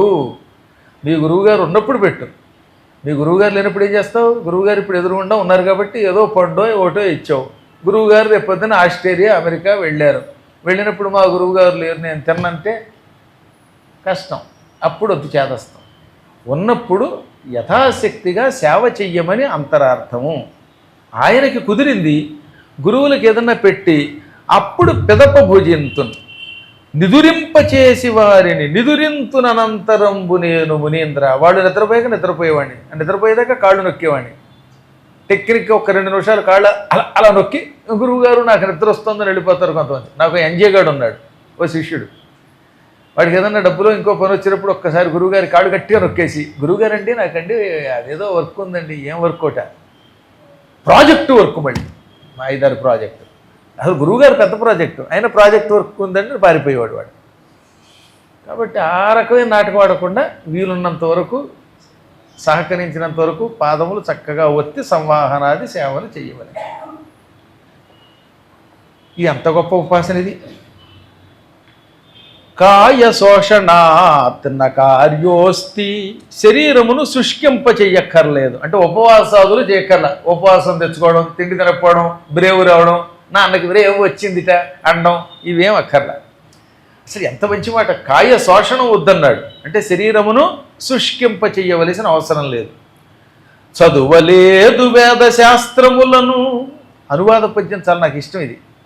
కాయ శోషణంబు కావ్యంపగా లేదు, చదువలేదు వేద శాస్త్రములను, దాన ధర్మములను తలపనైనను లేదు, తిరుగలేదు పుణ్యతీర్థములకు. శరీరం కృషింపజేయక్కర్లేదు. అనేక శాస్త్రములు అంటే చదవద్దని కాదు, చదవవలసిన అవసరం కూడా లేదు. చదవలేకపోతే కనీసం దాన ధర్మాలైనా చేయలేకపోవచ్చు, పుణ్యతీర్థములు తిరగకపోవచ్చు. తల్లిదండ్రులను గురువును భక్తితో సేవిస్తే ఇవన్నీ చేయడం వల్ల వచ్చే ఫలితం వస్తుంది. ఇది సులభమైన మార్గం. ఇదే ప్రహ్లాదుడు కూడా చెప్పాడండి. ప్రహ్లాదుడు కూడా నానాయాతన పడి హింసతో యజ్ఞాలు చేయక్కర్లేదు, ఇంకోటి చేయక్కర్లేదు, హాయిగా నారాయణ అనండి చాలు, ఇంకేమి చేయక్కర్లేదు అన్నాడు ఆయన. ఒక్కసారి నారాయణ అనండి చాలు, నోరారా పిలవండి అంటే శాస్త్రములు ఇంచుమించుగా ఒకటే, చెప్పే విధానంలో కొద్ది తేడా తప్ప. గాలిని బంధించి హసించి చేయక పని లేదు, జీవుల హింసించి క్రతువులా చేయగ పని లేదు, మాధవ మధుసూదనాయని మనసున్న తల్లచిన చాలును, నారాయణ మంత్రం శ్రీమన్నారాయణ భజన. అట్లాగే చెప్పారు. అదే అంతఃపురం కూడా మహానుభావుడు ఆరుద్ర గారు కూడా చాలా బారేశాడు. నారాయణాయని నోరార పిలువా,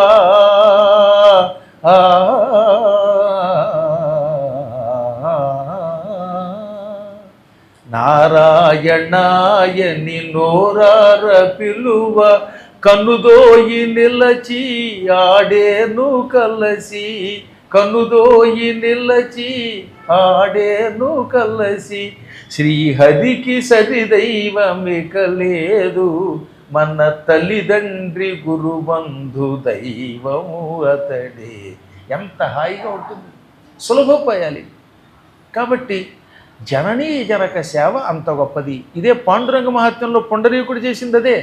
తల్లిదండ్రుల్ని కాదన్నాడు, కాళ్ళు పోగొట్టుకున్నాడు. కాళ్ళు పోయాక అప్పుడు మాతాపిత పాద సేవే మాధవ సేవే అని మరువనమ్మ అన్నాడు.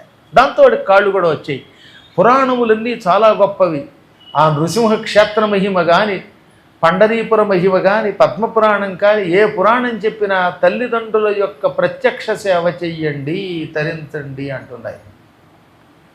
తల్లిదండ్రుల శుశ్రూషను చల్లుపని ఆత్మజు నివేద శాస్త్రములు తపంబులు యజ్ఞంబులు దానంబులు ధర్మంబులును వ్యర్థములు మునీంద్ర వ్యర్థములు మౌనీంద్ర. తల్లిదండ్రుల సేవ చెయ్యక వాళ్ళని తిడుతూ వాళ్ళని ఆస్తి కోసం పీడిస్తూ రకరకాల క్షేత్రములకు వెళ్ళేవాళ్ళు, దాన ధర్మములు చేసిన వాళ్ళు, వేదశాస్త్రములు చదివిన వాళ్ళు, తపస్సులు చేసిన వాళ్ళు, యజ్ఞములు చేసిన వాళ్ళు, వాళ్ళు చేసిన ధర్మములు వ్యర్థములైపోతాయి. రోజు తల్లిదండ్రులు తిడుతున్నట్ట, యజ్ఞం చేసేట, ఇంకేం ఉపయోగం? యజ్ఞం అంతా నాశనమే. తల్లిదండ్రులు తిడుతున్నాడు, తపస్సు చేశాడు, ఆ తపస్సు వ్యర్థం. తల్లిని తండ్రిని తిట్టాడు, వేదాలు చదివాడు, అది వేదనే. అలాంటి వాళ్ళని చూడలేదా? అమ్మకి నాన్నకి అన్నం పెట్టడా? నేను వేదం చదివానంటాడా? లేక యజ్ఞం చేశానంటాడా? తీర్థయాత్ర చేశానంటాడా? దానివల్ల ఏంటి ఉపయోగం? What is use with that కర్మ? కాబట్టి తల్లికి నమస్కరిస్తే అప్పుడు యజ్ఞం ఫలిస్తుంది, తల్లిదండ్రులకు నమస్కరిస్తే శాస్త్రములు ఫలిస్తాయి, తల్లిదండ్రులకు నమస్కరిస్తే తపస్సులు ఫలిస్తాయి. అప్పుడు వాడు చదువుకున్నవన్నీ వాడిని ధర్మాత్ముడిని చేస్తాయి. కాబట్టి అన్నీ చెయ్యమని, ఇక్కడ చెయ్యొద్దని కాదు, ఏమి చేసినా మాతాపితరులను మరచిపోరాదు. వాళ్ళ యొక్క సేవ అంత గొప్పది. అది గ్రహిస్తే తోలువాడు జ్ఞాని అయిపోతాడు. ఇవాళ చాలామంది చేస్తున్న పిచ్చి పనులు అవే. గుళ్ళు చుట్టూ 100 ప్రదక్షిణలు చేస్తాడు, అమ్మా నాన్నని తీసుకెళ్ళి అనాథాశ్రమంలో చేరుస్తున్నాడు, వృద్ధాశ్రమాల్లో చేరుస్తున్నారు. వృద్ధాశ్రమాల్లోకి ఎవరు వెళ్ళాలి? దిక్కు మొక్కు లేక ఏదో హాయిగా కాలక్షేపం చేసేవాడు వెళ్ళాలి. పిల్లలు బతికున్నారా? అన్నం పెట్టలేరా మాత్రం అమ్మకి నాన్నకి? దీనికి గల కారణం ఈ తల్లిదండ్రులు చేసిన పాపమే. ఇవాళ వాళ్ళ తల్లిదండ్రులు అలాగే చేశారు. డబ్బు జబ్బు అనుకున్నారు, పిల్లల్ని సరిగ్గా చూడలేదు. ఏమంటే పిల్లలు పుట్టగానే హాస్టల్లో వేసి వాళ్ళని ప్రేమగా చూడకపోతే హాస్టల్లో చదువుకోవడం వల్ల వాడు ఏమవుతుంది తెలుసా మీకు? చిన్నప్పటి నుంచి తల్లిదండ్రుల ప్రేమ తెలియదు. ఎక్కడో హాస్టల్లో పడున్నాడు, అక్కడ పిల్లలతో తిరిగాడు, ఇంకా వాడికి తల్లి ఏమిటి తండ్రి ఏమిటి, ఏం ప్రేమ ఉంటుంది? అందుకని పిల్లల్ని ఎంతో ప్రేమగా చిన్నప్పటి నుంచి పెంచాలి. కాంటుబట్టు అయినప్పుడు కొన్ని సమయంలో హాస్టల్కి పంపాలి. పుట్టగానే తీసుకెళ్ళాడు రెసిడెన్షియల్ స్కూల్లో చేర్చేయటం. ఇంకా ఎల్కేజీలోకి కూడా రాలేదు వాడు రెసిడెన్షియల్లా. తల్లిదండ్రుల ప్రేమ వాడికి ఏముంటుంది? వాడికి దేవుడు అంటే ఏం తెలుస్తుంది, ఉపాసన అంటే ఏం తెలుస్తుంది, సత్యం ధర్మం ఏం తెలుస్తాయి? చిన్నప్పటి నుంచి అక్కడ కోడిగుడ్లు పెట్టిని, బాతుగుడ్లు పెట్టిని, కొన్ని చోట్ల గోమాంసం పెట్టి పెంచడమా, మరికొన్ని చోట్ల అయితే పిల్లల్ని బండరాళ్ళ కింద తీర్చిదిద్దడమే, చదవడం బట్టి పట్టడం. వాడికి ఇంకేం తెలియదు, వాడికి ఏ సంస్కారం తెలియదు, మూర్ఖుడిలో పెరుగుతాడు. చదువుకున్న మూర్ఖులు వీళ్ళ వల్ల టెర్రరిస్టులు తయారవుతారు తప్ప జ్ఞానులు తయారవరు. కాబట్టి చిన్నప్పటి నుంచి పిల్లల్ని ఇంటి దగ్గర పెంచండి. ఈ బోర్డు చదువులు చదవకపోతే కొంప ములిగిపోయేది ఏం లేదు. మీరు దగ్గరుండి వాళ్ళని గొప్పవాళ్ళని చెయ్యండి. మీరు బొట్టు పెట్టండి, గుళ్ళోకి వెళ్ళేలా చెయ్యండి, తల్లిదండ్రుల భక్తి నేర్పండి, పెద్దవాళ్ళని పూజించేలా చెయ్యండి. అత్తమామల్ని మెడట్టు గంటి లేకపోతే తల్లిదండ్రులు మెడబట్టు గంటేసి వీళ్ళిద్దరే ఐసోలేటెడ్ ఫ్యామిలీలో కూర్చుంటే పిల్లలు కూడా అలాగే తయారవుతారు. కాబట్టి సంస్కారం ఇవ్వాలి పిల్లలకి. సంస్కారం లేని చదువు ఎందుకు పనికిరాదు. సంస్కారవంతమైన చదువు వల్ల పిల్లలకి జ్ఞానం ధర్మం పెరుగుతాయి. నిజంగా చెబుతున్నాను, తల్లిదండ్రుల ప్రేమ పొంది తల్లిదండ్రులను పూజించి తల్లిదండ్రుల ద్వారా ఉన్నటువంటి వాళ్ళు ఒక్క మంత్రం ఒకసారి జపిస్తే 1,000,000 సార్లు జపించిన ఫలితం పొందుతారు. వాడు గాయత్రి మంత్రం చేశాడు, ఒకసారి చేస్తే 1,000,000 సార్లు చేసిన పుణ్యం వస్తుంది. ఎప్పుడు ఇలా పిల్లలు సంస్కారవంతులై తల్లిదండ్రులను పూజిస్తే. ఎవరేమనుకున్నా పర్వాలేదు, కానీ ఇవాళ ఇన్ని పురాణములను నేను అనర్గళంగా చెప్పడానికి, ఇన్ని అవధానాలు చేయడానికి, ఈ కవిత్వ శక్తికి మా అమ్మని నాన్నని నేను పూజించడమే. ఏ అవధానంలో అయినా అమ్మగారి మీద నాన్నగారి మీద పద్యం చెప్పాక కదా మొదలు పెడుతున్నాం. వాళ్ళని పూజించకుండా ఒక్కనాడున్నాను, బతికున్నప్పుడు పూజించాను, ఇప్పుడు కూడా మేము వాళ్ళకి వేళ తప్పకుండా పిండ ప్రదానాదులు చేస్తున్నాం. ప్రతి దినము మనసులో తలుచుకుంటాం. ఎంతెందుకు గురువుగారు ఏలూరు పీఠానికి వచ్చిన వాళ్ళు చేయొద్దండి. మీరు అక్కడికి రాగానే సత్యధర్మేశ్వరుడి దగ్గరికి వెళ్ళేటప్పుడు ఎవరు కనపడతారు? అమ్మగారు నాన్నగారు విగ్రహ రూపంలో కనపడతారు, అత్తగారు మామగారు కనపడతారు. వీళ్ళంతా వాళ్ళు అంతే, వాళ్ళని వీళ్ళని సమానంగా చూడాలి, నిష్పక్షపాతంగా. వాళ్ళ విగ్రహాలు చూసి మీరు ఎడమ వైపుకో కుడి వైపుకో తిరిగితే దేవతలు కనపడతారు. ఇది సంస్కారం, ఇది అవసరం. కాకపోతే అందరూ పీఠాలు కట్టలేరు కనుక అందరూ స్థలం కొని విగ్రహాలు పెట్టవరు కదా. అక్కడ విగ్రహాలతో నింపమని కాదు, గురువుగారికి కొన్ని కుదిరాయి. కానీ మీరేం చేయాలి? ఓ వీధుల్లో విగ్రహాలు పెట్టి పూజించడం వల్ల ఉపయోగం లేదు. నిగ్రహం కోసం విగ్రహం, మనస్సులో అనుదినము బతికున్న రోజుల్లో తల్లిదండ్రుల మీద భక్తి ప్రేమ, వాళ్ళని సేవించటం, అన్నం పెట్టడం, చచ్చిపోయాక కూడా వాళ్ళకి చేయవలసినవి చేయటం, ఈ రెండూ చెయ్యాలి. అసలు బతికొండగా అన్నం పెట్టక చచ్చాక ఇంకేం పెడతావు? నువ్వు పిండం ఏం పెడతావు? తల్లిదండ్రులకి అన్నం పెట్టని వాడు పెంచి పెద్ద చేసిన వాళ్ళకి ఇంకేం పెడతాడు? గురువు గారికి ఏం పెడతాడు? నెత్తి మీద కన్నం తప్ప, సున్నమేమి తప్ప. కాబట్టి మాతాపిత సేవ ఎంతో గొప్పది. ఇదంతా కథ ఏంటనుకుంటున్నారు మీరు ఇదివరకు విన్నారు, అది మర్చిపోకూడదు. ఇదివరకు విన్న దాంట్లో వేణుడనే దుర్మార్గుడు చచ్చాక వాడిని తీసుకొచ్చి వాడికి ఇంకో జన్మిచ్చి విష్ణువు వాడి తపస్సుకు మెచ్చుకుని ఈ ధర్మాలు చెబుతున్నాడు. అందులో ఇంత పూర్వం ఏం చెప్పారు లాస్ట్ ఎపిసోడ్లో? ఏది ఇంత పూర్వం అయిపోయిన దాంట్లో జనవరిలో భార్య తీర్థం, భార్య లేకుండా తీర్థయాత్రకు వెళ్ళడం దండగా. కాబట్టి తీర్థయాత్రకి భార్యతో వెళ్ళాలి, అదొక తీర్థం. భార్యతో వెళ్ళడం ఒక తీర్థం, అవునా? ఇది పితృతీర్థ కథ. అంటే తల్లిదండ్రులే తీర్థం. పితృతీర్థం అనగా తల్లిదండ్రుల పూజ. ఒరే పిచ్చాడా, ఎన్ని తీర్థయాత్రలు చేసినా తల్లిదండ్రులు పూజించడమే పెద్ద తీర్థయాత్ర అని ఆ మహిమని తెలియజెప్తున్నాడు ఎవరో విష్ణువు వేణుడికి. మళ్ళీ అవి మర్చిపోకూడదు ఈ గందరగోళంలో. తత్సందర్భంలో ఈ పిప్పలుడు సుకర్ముల యొక్క చరిత్ర చెప్పాడు. సుకర్ముడు తల్లిదండ్రులు పూజించి ఆ పిప్పలుడు ఎంతో కష్టపడి చేసిన తపస్సు వల్ల వచ్చిన ఫలితం కంటే అశేషమైన గొప్పదైన ఫలితం పొందాడు. ఇదంతా సుకర్ముడు చెప్పుకొచ్చాడనమాట. తల్లిదండ్రుల కరుణకు పాత్రుడైన వాడిని మాట వరసొక్కడ ఈ ప్రపంచం ఏమీ చేయలేదు. తల్లిదండ్రుల ఆశీస్సులు ఉన్నటువంటి వాడిని ఏ కష్టములు ఏమీ చెయ్యలేవు, నష్టములు ఏమీ చెయ్యలేవు, సుఖాలు పొందుతారు. నాయన పిప్పల, ఇంకా తల్లిదండ్రుల మహిమని తెలియచేసే ఒక అద్భుత కథ నీకు చెబుతున్నాను అని సుకర్ముడు పిప్పలుడికి ఇక్కడి నుంచి యయాతి చరిత్ర చెబుతున్నాడు. అందుకని బ్రహ్మ అక్కడికి పంపాడనమాట. ఈ పిప్పలుడు అహంకారంతో కైలాస పర్వతంలో మానసరోవరం దగ్గరికి వెడితే బ్రహ్మగారు సారసపక్షి బెగ్గురు పక్షి రూపంలో వెళ్ళరా, కుండలుడి కొడుకు సుకర్ముడి దగ్గరికి కురుక్షేత్రానికి వెళ్ళు, ఆయన ద్వారా నీకు జ్ఞానోదయం అవుతుందని చెప్పాడే. ఇందుకు చెప్పాడు. ఎందుకంటే ఇటువంటి కథలన్నీ ఎరిగి స్పష్టంగా చెప్పగలిగే శక్తి ఒక్క సుకర్మునికే ఉన్నది కనుక. పూర్వం పరమ పవిత్రమైన చంద్రవంశంలో ఒక మహానుభావుడు పుట్టాడు. చంద్రుడికి తార వల్ల బుధుడు కొడుకుగా పుట్టాడు. ఈ బుధుడు ఇలా అని పేరు కలిగిన ఆవిడ్ని పెళ్లి చేసుకున్నాడు.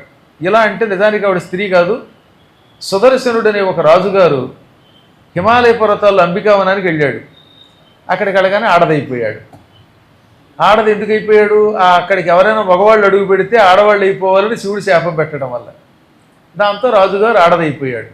ఆ ఆడది చాలా అందంగా ఉంటే అక్కడికి వచ్చాడు బుధుడు. నువ్వెవరివి అని అడిగాడు. నేను ఎవరినో తెలియదండి అనగా అప్పుడు దివ్య దృష్టితో చూసి అర్థమైందిలే, నువ్వు రాజుగారివి, ఇక్కడ ఆడదాని అయ్యావు, ఇప్పుడు నీకు ఇలా అని పేరు పెడుతున్నాను అని ఇలా అని పేరెట్టాడు. అప్పుడు ఆవిడ నువ్వెవరు అంది. నేను చంద్రుడి కొడుకు బుధుడిని, గ్రహాన్ని అన్నాడు. గ్రహానికి నాపై అనుగ్రహం కలిగింది, ఆగ్రహం కలగకుండా అని ఆ గ్రహాన్ని ఈవిడ చేపట్టింది. ఈ విధంగా స్త్రీగా మారిన పురుషుడు ఇలా రూపంలో ఆయన పెళ్లి చేసుకున్నాడు. ఈ బుధుడికి ఇలకి ఒక కొడుకు పుట్టాడు. ఆయనే పురూరవ చక్రవర్తి. ఆ పురూరవ చక్రవర్తి గారు ఊర్వశి వ్యామోహంలో పడి భ్రష్టుడై చివరికి మళ్ళీ ఏదో రకంగా కోలుకున్నాడు. ఆ పురూరవుడికి పెద్ద కొడుకు నహుష చక్రవర్తి. ఈ నహుషుడే ఇంద్రసింహాసనానికి కూడా వెళ్ళి చివరికి మళ్ళీ ఋషుల యొక్క శాపం, అందున అగస్త్యుని శాపానికి గురై కొండ చిలవై కింద పడ్డాడు. ఆ కొండ చిలవకి ధర్మరాజు గారు మహాభారతంలో శాప విముక్తి కలగజేశాడు. ఈ నహుషుడికి పెద్ద కొడుకు యయాతి మహారాజు గారు. ఈ యయాతి మహారాజు గారు చాలా గొప్పవాడు. ఆయన ఓ రోజున వేటకెళ్ళాడు. వేటలో అలా తిరుగుతూ ఉండగా ఒక నూతిలోంచి మూలుగు వినబడింది. ఏమిటా అని చూస్తే ఆ నూతిలో ఒక ఆవిడ కనపడింది అస్పష్టంగా. వెంటనే ఈయన ఆవిడని రక్షించడానికి అక్కడ అడవిలో ఏమీ లేవు. అందుకని తప్పనిసరి ఆవిడని రక్షించడానికి దిగంబరం అయిపోయి తన పంచె పైన ఉన్న ఉత్తరీయం ఒకదానికోటి ముడేసి ఈ పంచెను లోపలికి వదిలాడు. ఆ పంచె పుచ్చుకుని ఆవిడ బయటకు వచ్చింది. ఆవిడ శుక్రాచార్యుడి కూతురు దేవయ్య అని. ఈయన దిగంబరుడు. ఈయన పంచె ఇవ్వగానే ఆవిడ పంచి ఇచ్చింది. ఏమయ్యో నువ్వు నన్ను పైకి లాగావు, దిగంబరంగా ఉన్న నిన్ను నేను చూశాను, పైగా నువ్వు పంచిచ్చి పైకి లాగుతున్నప్పుడు చివరిగా నా చెయ్యొచ్చుకులేగావు, నా కుడి చెయ్యి పుచ్చుకున్నావు, పాణిగ్రహణం అయిపోయినట్టే అని. ఇక్కడ ఒక అద్భుతమైన పద్యం రాశారండి పోతన గారు భాగవత నవమస్కంధంలో. సప్తద్వీపవసుంధరావలయ విశ్యాత విఖ్యంబరా ప్రాప్తోద్యద్వర దక్ష దక్షిణకర ప్రాలంబముల్ చేసి ప్రోక్షిప్తం చేసే యయాతి కట్టుకొనపై చేలంబు మున్నిచ్చి పర్యాప్త స్వేద జలాంగి ఆళి సముదాయ స్వర్గవిల్ భార్గవిల్. సప్తద్వీపములతో కూడిన భూమండలమును ఈ కుడి చేత్తో ఆయన పరిపాలించాడు. కుడి చేతిలో ధర్మదండం పట్టుకుంటారా, దండంతో పరిపాలించాడు. 7 ద్వీపములను పోసిన చెయ్యి. అది వర అంటే శ్రేష్టమైన, దక్ష సామర్థ్యం కలిగిన. వర అంటే శ్రేష్టం, దక్ష అంటే సామర్థ్యం కలిగిన దక్షిణ కరప్రాలంబముని చేసి కుడి చేత్తో పట్టుకున్నాడు. ఏమండి ఇక్కడ ఏమన్నాడైనా? శ్రేష్టమైన సమర్థత కలిగిన కుడి చేత్తో ఆవిడ చెయ్యి పుచ్చుకు పైకి లాగాడు. కానీ ఇక్కడ వాడిన పదం వర అంటే వరుడు, మొగుడు అని ఒక అర్థం. వరుడు అంటే వర అంటే శ్రేష్టమైన. దక్ష అంటే పెళ్లి చేసుకోవడానికి పనికొచ్చే. అసలు శబ్దాలు ఎలా వాడతారో చూసారా వాళ్ళు? ఇంకేదైనా వాడచ్చుగా. ఏదో గొప్ప శ్రేష్ఠ అని వాడకుండా వర అనడం ద్వారా 2 అర్థాలు. శ్రేష్టమైన, రెండోది వరుడు అవుతున్నాడు ఆయన. అది కవిత్వం అంటే. ఆవిడ పట్టుకున్నాడు. ఇప్పుడు ఆవిడ నువ్వే భర్తవంది. అసలు నువ్వు ఎలా వచ్చావు, నువ్వెవరు అని అడిగితే నేను శుక్రుడి కూతురునండి. మా నాన్నగారు శుక్రాచార్యులు వారు రాక్షసులకు గురువు. ఇక్కడ వృషపరువుడని ఒక దానవరాజు ఉన్నాడు. ఆ వృషపరువుడు అనే దానవరాజు గారి దగ్గర మా నాన్నగారు గురువు. ఆయనకు ఒక కూతురు శర్మిష్ఠ. ఆ శర్మిష్ఠకి 1000 మంది దాసీజనం ఉన్నారు. మేమంతా కలిసి ఒక రోజు ఇక్కడికి వచ్చాం. ఇది అంబికావనం. ఈ వన ప్రాంగణంలో ఇక్కడ జలక్రీడలు ఆడాం. బట్టలన్నీ పక్కన పెట్టి పైన ఉన్నటువంటి చీరలు నీళ్లలో ఒకడి మీద ఒకడు జల్లుకుంటూ జలక్రీడలు ఆడుతూ ఉండగా ఎంతలో పెద్ద గాలి వీచింది. ఆ గాలికి చీరలన్నీ ఎగిరిపోతున్నాయి. సరిగ్గా ఆ సమయానికి శివపార్వతులు, పార్వతీ పరమేశ్వరులు నంది మీద పెడుతున్నారు. గాలికేమో చీరలు ఎగిరిపోతున్నాయి, శివపార్వతులు వచ్చారు. ఈ సమయంలో బట్టలు కట్టుకోకుండా ఉండడం బాగుండదని మేము హడావుడిగా పైకి వచ్చాం. ఆ కంగారులో ఏమైపోయిందిట, శర్మిష్ఠ చీర ఈవిడ చీర ఆవిడ కట్టుకున్నారు. ఆ శర్మిష్ఠ కొంచెం గర్విష్టి, రాజు కూతురు కదా, అందుకని దిక్కుమాలిందనా. మా నాన్న దగ్గర మీ నాన్న పురోహితుడు, ఎంత లోకువో చూడండి, అలా మాట్లాడిందనమాట. ఆయనట మా నాన్న దగ్గర మీ నాన్నగారు కేవలం పురోహితుడు, అటువంటి వాడు కూతురు నా చీర కట్టుకుంటావు రాజుగారు కూతురు అంది. దాంతో ఈవిడికి మండింది.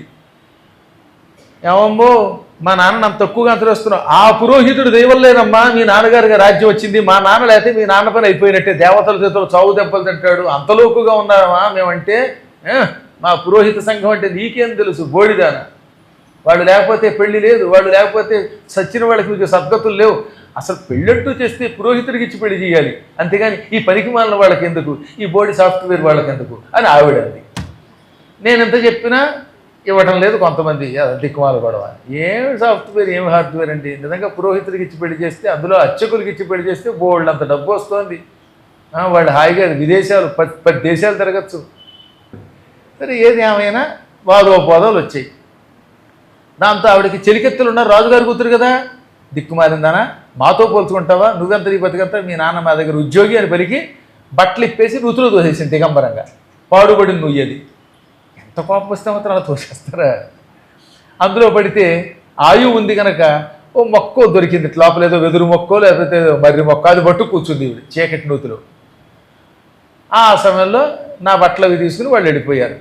నేను లోపల పడి చచ్చిపోయేదాన్ని. ఎంతలో నువ్వు వచ్చావు, నీ పంచెతో పైకి లేపావు, ఆ తదనంతరం నా చెయ్యి ఉచ్చుకున్నావు, అందువల్ల నువ్వే భర్త అనగానే ఈయన కూడా సామాన్యుడు కొంటివాడు, నాకు నిన్ను చేసుకోవడం ఇష్టమే అనుకో, కానీ నువ్వేమో మహానుభావుడైన శుక్రుడు కూతురివి, బ్రాహ్మణ స్త్రీవి, నేను రాజుని, మీ నాన్నగారు నన్ను శపిస్తాడేమో అంటే నాకు ఇష్టమే, మీ నాన్న అంటే భయం అని చెప్పడం. మీ నాన్నగారు సామాన్యుడు కాదు కదా, ఇదో గొడవ. కొంతమంది లోపల ఇష్టమే, పైకి చెప్పడం. అప్పుడు ఆవిడ, మా నాన్న నేను గీచిన గీటు దాటడం, నేను కా అంటే కా, కీ అంటే కీ, ఆయన కాదంటే ఎదిరించేనే పెళ్లి చేసుకుంటాను రాబోయండి. అలా ఉండాలి తండ్రి దగ్గర. ఆవిడొచ్చి నాన్న వీడే నవ్వుగుడు, కిక్కురు మన్నవంటే జాగ్రత్త అంది. పాప ఆయనకి అంత గొప్పవాడికి కూడా కూతురంటే ప్రేమ. కూతురంటే ప్రేమ లేదు, తండ్రి ఎక్కడ ఉంటాడులేండి. సరే, జరిగిందంతా తెలిసింది. ఆ తర్వాత కథ ఘట్టం గందరగోళం అంతా రేపటి రోజు తెలుసుకుందాం. చాలా అద్భుతమైన ఈయాతి చరిత్ర, అపూర్వమైనటువంటి ఈ ఘట్టం రేపటి రోజు మళ్ళీ మనం ముచ్చరించుకుందాం. శివ మనోహరి సేవలు గొన్నవే, దేవీ దీవెనలీవే. శివ మనోహరి సేవలు గొన్నవే, దేవీ దీవెనలీవే. శివ మనోహరి సేవలు గొన్నవే. సీమంతిని నే చేసిన పూజలు, సీమంతిని నే చేసిన పూజలు, నీ చిరునవ్వులుగా ఫలించే. శివ మనోహరి సేవలు గొన్నవే, దేవీ దీవెనలీవే. శివ మనోహరి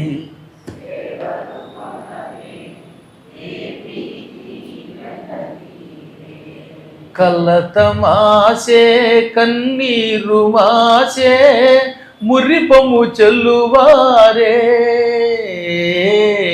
కలతమాసే కన్నీరు మాసే, మురిపము చెల్లువారే.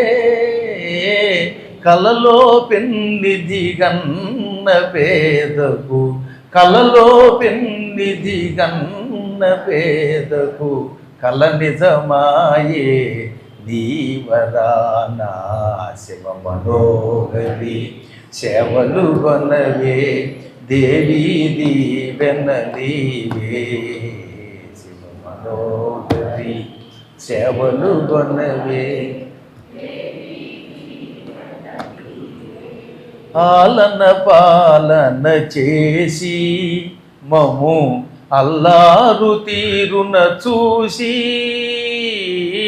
ఆలన పాలన చేసి మము అల్లారు తీరున చూసి, ఈ అనురాగమే ఈ పరవశమే, ఈ అనురాగమే ఈ పరవశమే, శైలబాల స్థిరమై వరలా, శైలబాల స్థిరమై వరలా, దేవీ దీవెనలీవే.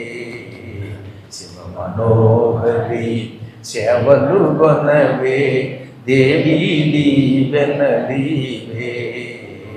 శివ మనోహరి సేవలు గొన్నవే, దేవీ దీవెనలీవే. గోవిందా.